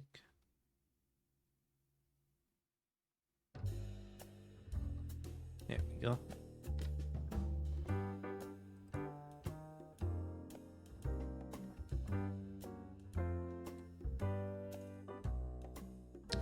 Well, that was a bummer, but at least we did get to play it again. Yeah. But like I said, I remember playing it when I was little. I don't remember what we were doing in that classroom, because I think we were stuck in there for about maybe 3 or 4 hours, something like that. I don't know what we were doing, because that's how I remember playing through the whole thing in that classroom. Because I played through it in one sitting at school. I actually didn't think I was gonna be playing it for that long, but I did, and I beat it. And for what it was, I thought it was really good. So I'm glad I got to play it on here, so people can hopefully see it and know that it's actually a thing. Because I know that the remake came out and people liked that a lot. And then there was the Callisto Protocol that people didn't like so much. So I didn't really see people talking about this old game that came out. But to give them credit, nobody really talked about it then either. I think it was just something that if you found it, you played it and didn't really talk about it much. But you know, I liked it. I thought it was pretty good. You know, just like the Ghost in the Shell game that I played yesterday. Nobody really talked about that game, but it's a pretty good game in its own right. So, you know, I just hope people check it out more and check out some more interesting games like that. And I really do wish there were more games like that on mobile, because if there are more games like that, just single player games outright, and not like gotcha games and stuff like that most people play on stream, I think that'd be a bit more interesting than, you know, stuff like Genshin Impact or Zenless Zone Zero. Not to say that those games are bad, it's just I'd like to see more games like this on phones instead of the other stuff more often. You know, it's whatever.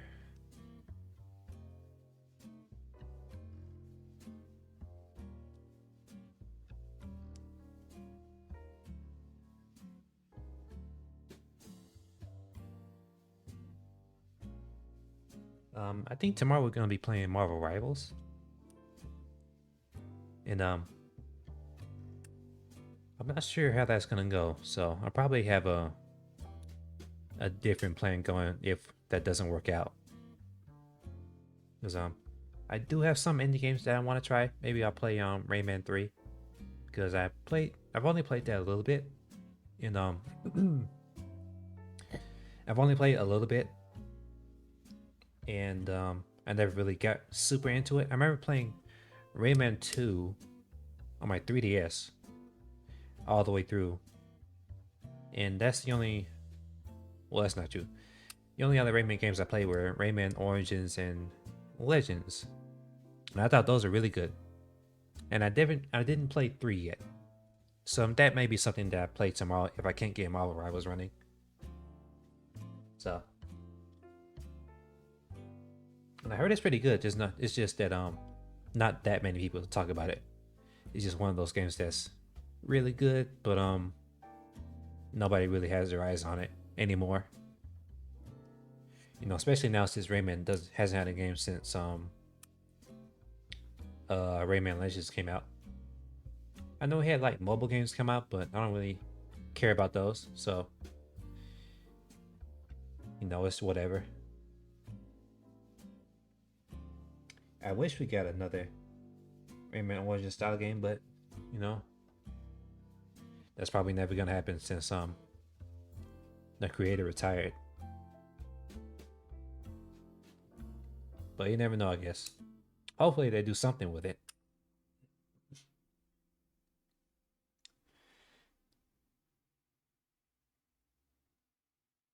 Oh, Carrot Page 101, thank you for the follow. I really appreciate that.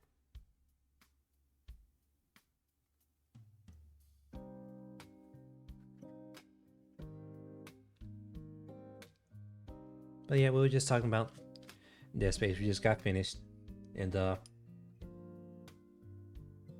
we got stuck because it doesn't really support controllers, and I couldn't really get the gyro functions working on PC, so you know, we just had to stop it at like the middle of it.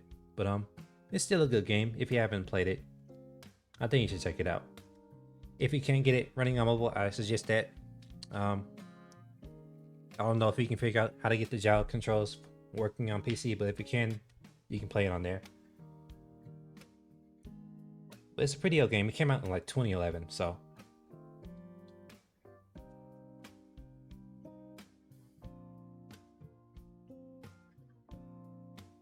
no, you can do with that what you will.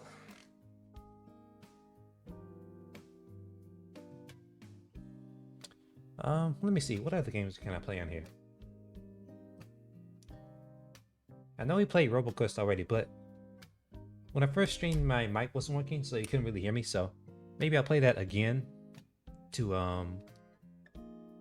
no, just to get a good VOD out there on it, where we can actually hear me talking. So maybe that'd be good, just to play one more round of it. I still haven't got to the last boss of it. I remember gotten to it once, and that's about it. And I never really got to it since then. And I think that's how I usually act when I play, you know, roguelike games. Because once I get to the near end of it and then I die, I just don't really care to do another run of it again. You know, I'm guessing that's just me, but once I go that far, I don't really want to go that far again. So with all these other roguelike games that's coming out, no, I'm not that interested in them. So you know, it's just something that whenever I see a game that looks really good and I really like the art style of it, and it just so happens to be a roguelike, then that just pretty much ruins it for me. And I just said, I wish it wasn't that. Yeah. Because roguelikes are kind of like the renaissance of what old games used to be, where they were really hard and you had to die over and over again each run to actually beat it. It's not exactly like that, but it's like a like updated version of that, I guess. You can call it something like that.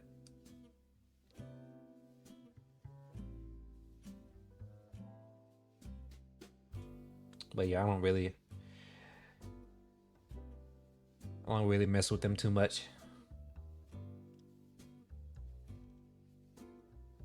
But if I do play a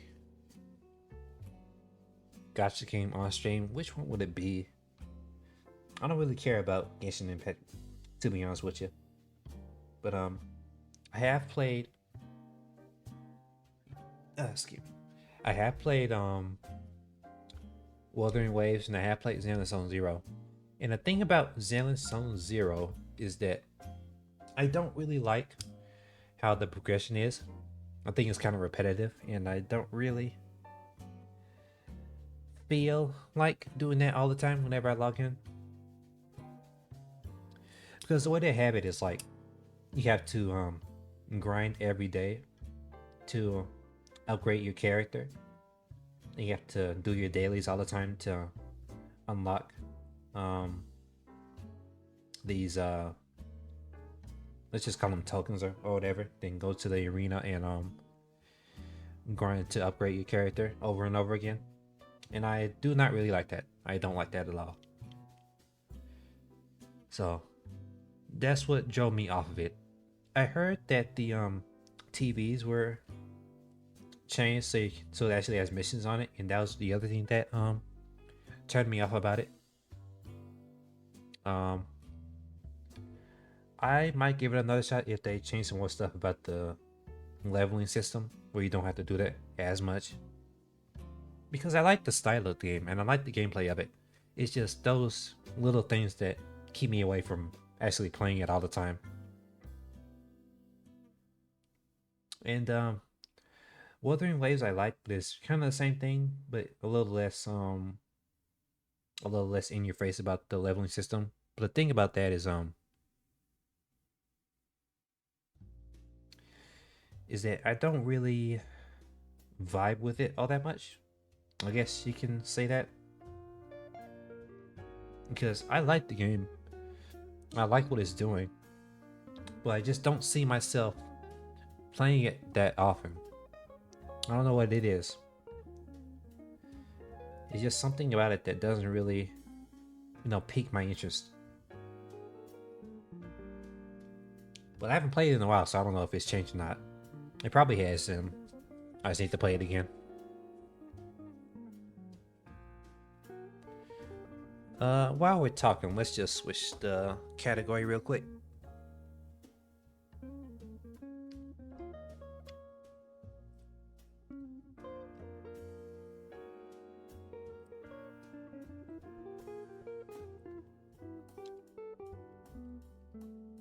Let's just type this on here.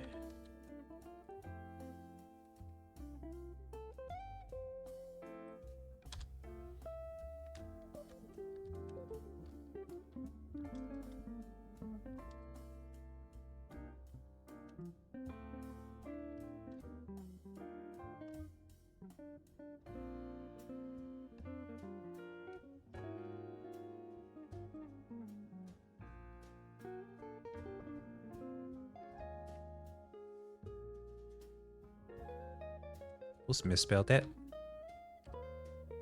There we go.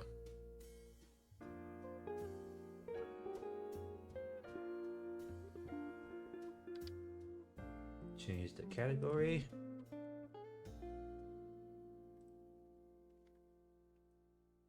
There we go.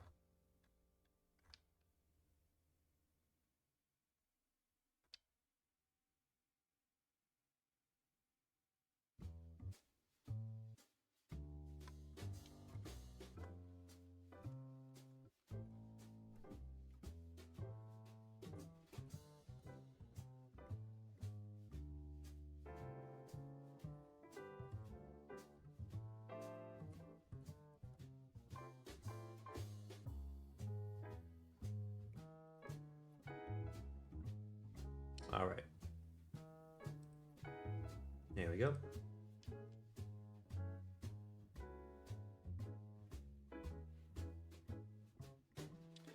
But yeah, I don't really mess with gacha games that much. Was there a gacha game that I played like a long time? I don't know. I think the longest gacha game I played was Zenless Zone Zero because I really liked the style of it. And I can't really think of anything else that I played recently. I have played well, I haven't played Honkai Star Rail. I know a lot of people play that. But you know, I've only recently got into turn-based RPGs, so maybe there's something there that I might like, but I'm not really counting on it. You know, that's just me. So I might try it out one of these days if I get bored, or I just want to play something on stream if I don't know what to play. But yeah, that's probably the only time I'm ever gonna play something like that.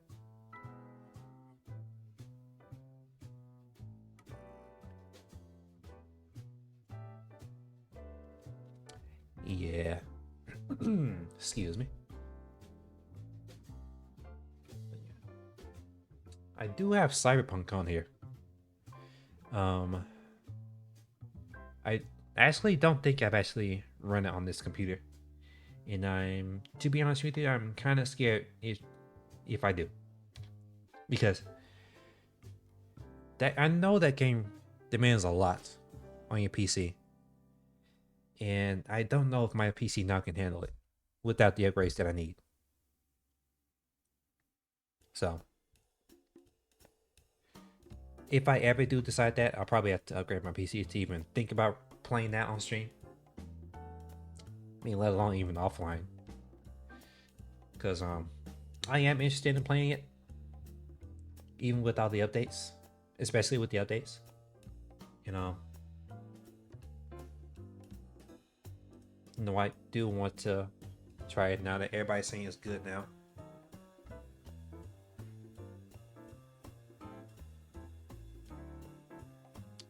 Okay. Yeah. I do want to try it.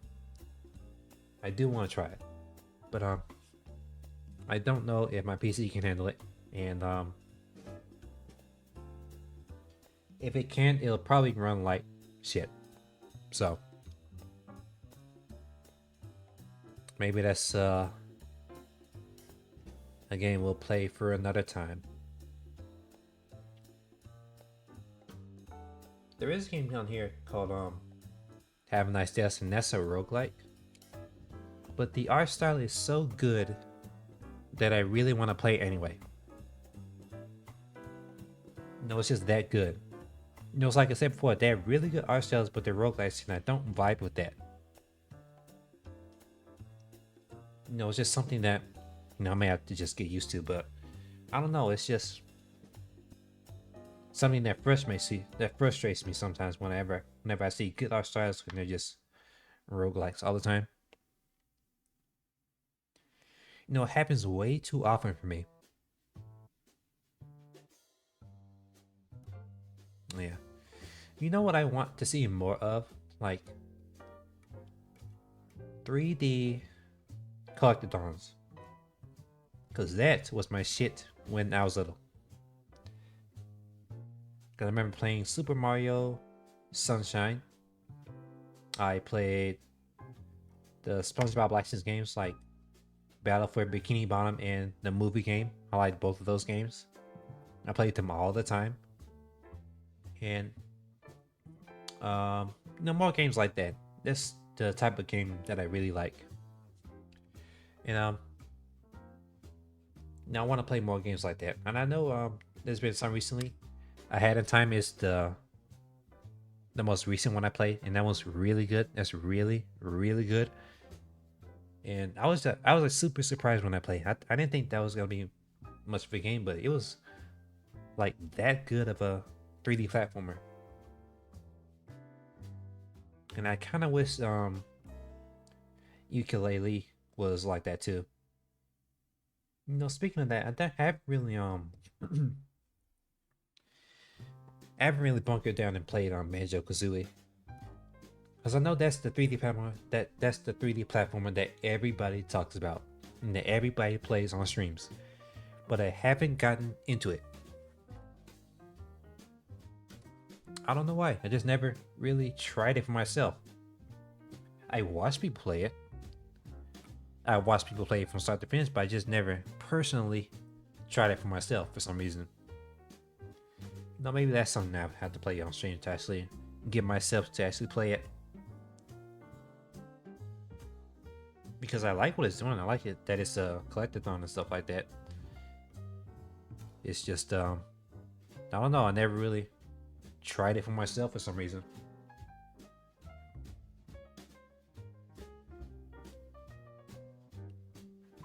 Oh. I guess that's just something I have to drop that habit.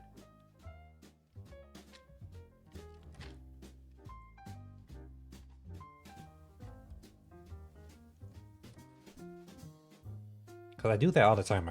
I watch people play games that I really like, and then I never end up playing it at all. That's just something that I'll have to stop doing and just actually play for myself.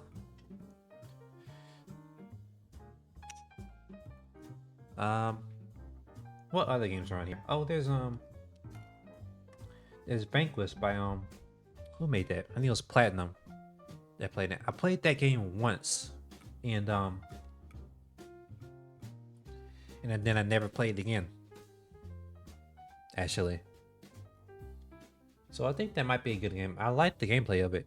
It's just that I just got somewhere with it, then I just stopped then and there, and then just never got back to it. I just do that sometimes. I know a lot of people do that, but it's kind of frustrating when I do it and I just never have the strength to go back to it. Yeah, I guess that's something I just need to stop doing. Just like I said before, just stop doing that. And hopefully when I'm streaming, it'll get me to actually finish stuff. Because I finish games a lot. I just recently am not in the mood to actually finish games I buy. I don't know what it is. Maybe it's work, maybe it's just burnout or something like that. But I don't really have the strength to finish a game that I'm just now playing for some reason. Because in roguelites, I know why I stopped playing. It's just that I don't want to play the whole thing again. But with like regular games, I don't know what's wrong with me. I just don't get interested anymore. But that is something that I really do want to play again. So I might play that on stream too.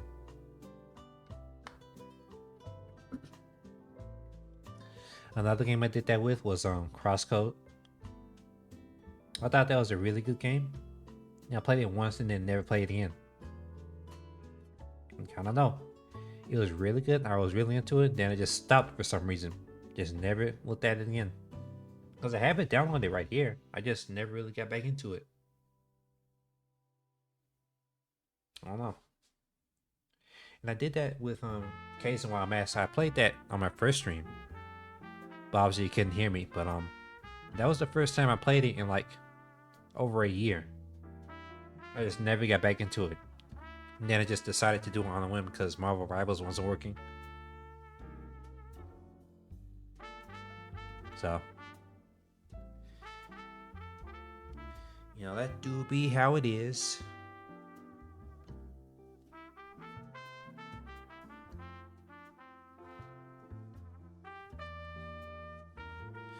Maybe I just need to figure out a game that I want to play and just stick with it. Because I know we have a schedule right now. Let's see what we're doing tomorrow and Friday.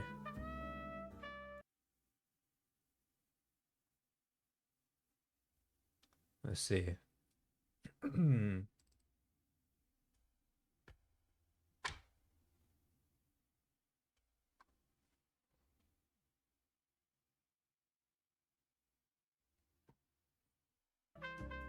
Yeah.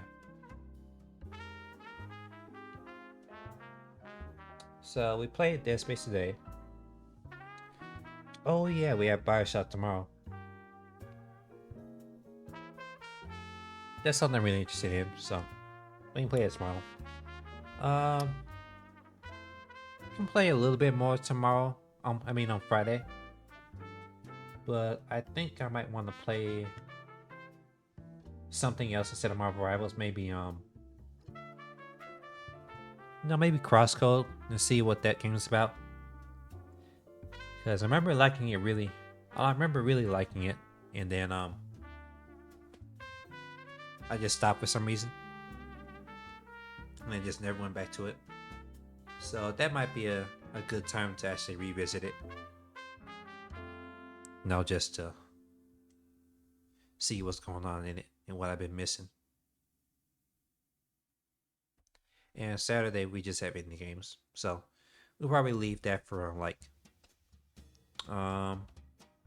Rayman 3, like Hunt Downs, and maybe some demos, some indie game demos that I haven't played yet. Maybe we'll check those out and see what's going on there. Cause I know there's been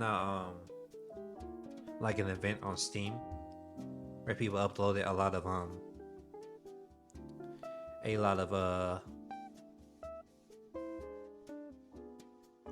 demos for their games. So I think that'd be a good time to check those out.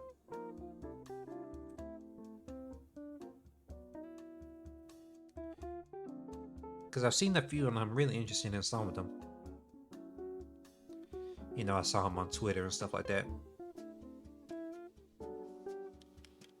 And I like the gameplay of some of them.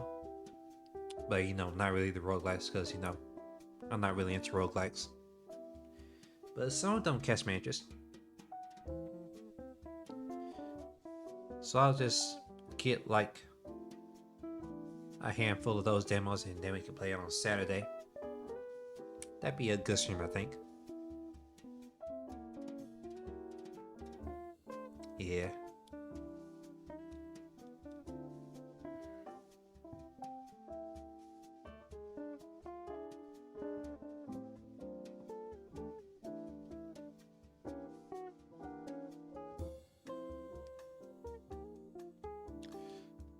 For next week, I don't know. Maybe we'll try to play some gacha games because that's what everybody seems to be playing right now. If I'm playing a game, if I'm gonna play a gacha game on stream, it's probably gonna be Xenoblade Zone Zero, because I really vibe with that art style the most out of all of them. And I'll probably just end up leveling up my character a lot. Let's just go from there. But if I'm gonna play something, it's gonna be that.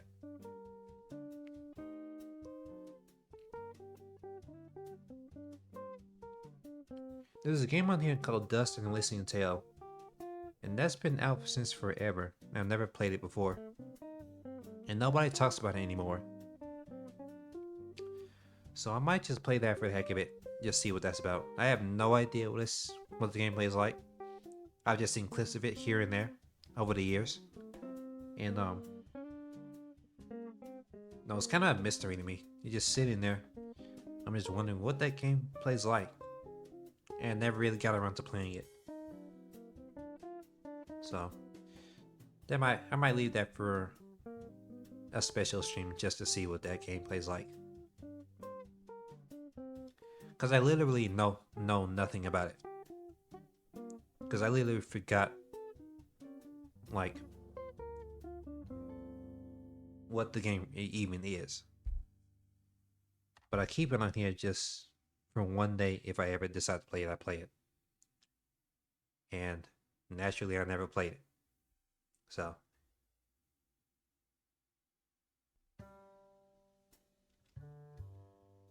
no, maybe that's something that I'll end up doing later.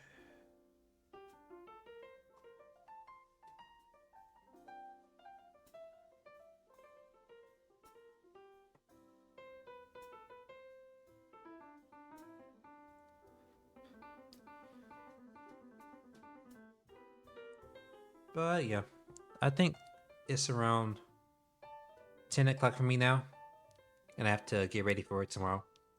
So I think we'll just end it here, and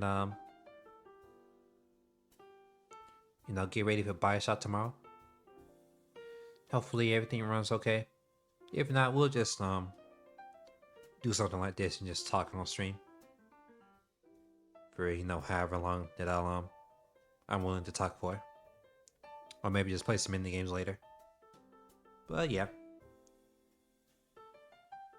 that's probably gonna be end up doing it anyway if BioShock doesn't work. Hopefully it does. I'm really interested in it. I know everybody talks about it a lot, how good it is. I just never personally played it myself. I never watched the ending. I never spoiled myself, so I don't know what happens in it. Like, even after all these years, I never really got spoiled on it. So that's gonna be a good time once we start playing that tomorrow. But yeah, if you're still here, thank you for tuning in. Thank you for, you know, tolerating me and stuff like that. You know, I know I don't have the greatest voice out there, but you know, it's my voice, and I'm learning to put myself out there and stuff. And you know, if you like what you saw, if you like hanging out with me, you can follow me on here, follow me on Twitter, or follow me on Blue Sky, and check me out over there. And I hope you come back next time, like tomorrow, so we can hang out more sometime. You know, just hanging out, playing games, and you know, chilling out. So thank you for tuning in, and I hope to see you tomorrow. And we'll be playing BioShock for the first time, and hopefully that goes well this time. I know the streams have been going well, thankfully. It's just the games that I have to worry about now. So hopefully BioShock is a surefire bet since it's that old. But yeah, hopefully you'll like that once we come back tomorrow. But yeah, anyway, let's see who we can raid today. Let's see really quick.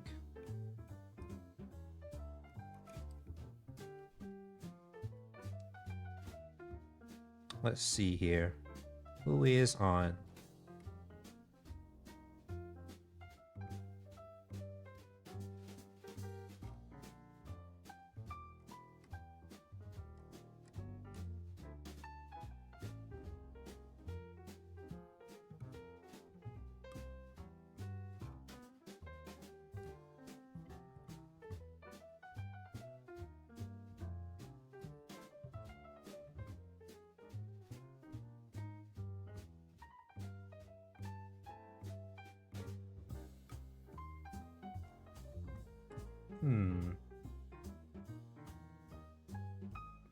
I see a couple people.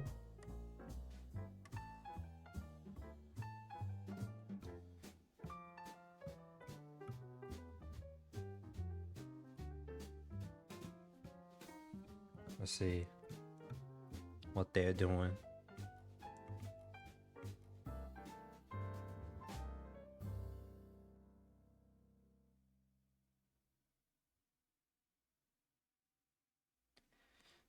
Yeah, we just go ahead and read on Porcelain Mate since he's on right now. Think that'd be a surefire bet. Seems like he's playing Cult of the Lamb. I don't know if I'm interested in that personally, but this is really interesting. So let's go ahead and raid Porcelain Maid.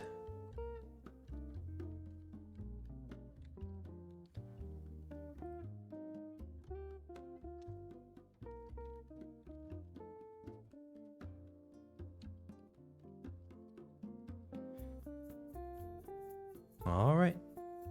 Again, if you like hanging out with me, be sure to follow me on here, follow me on Twitter, follow me on Blue Sky. And we'll be playing Bioshock tomorrow. So I'll see you guys there. Alright.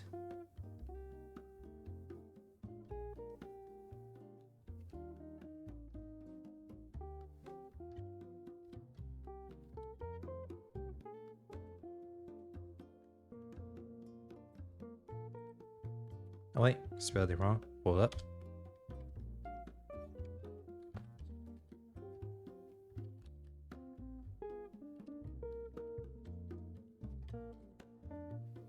There we go.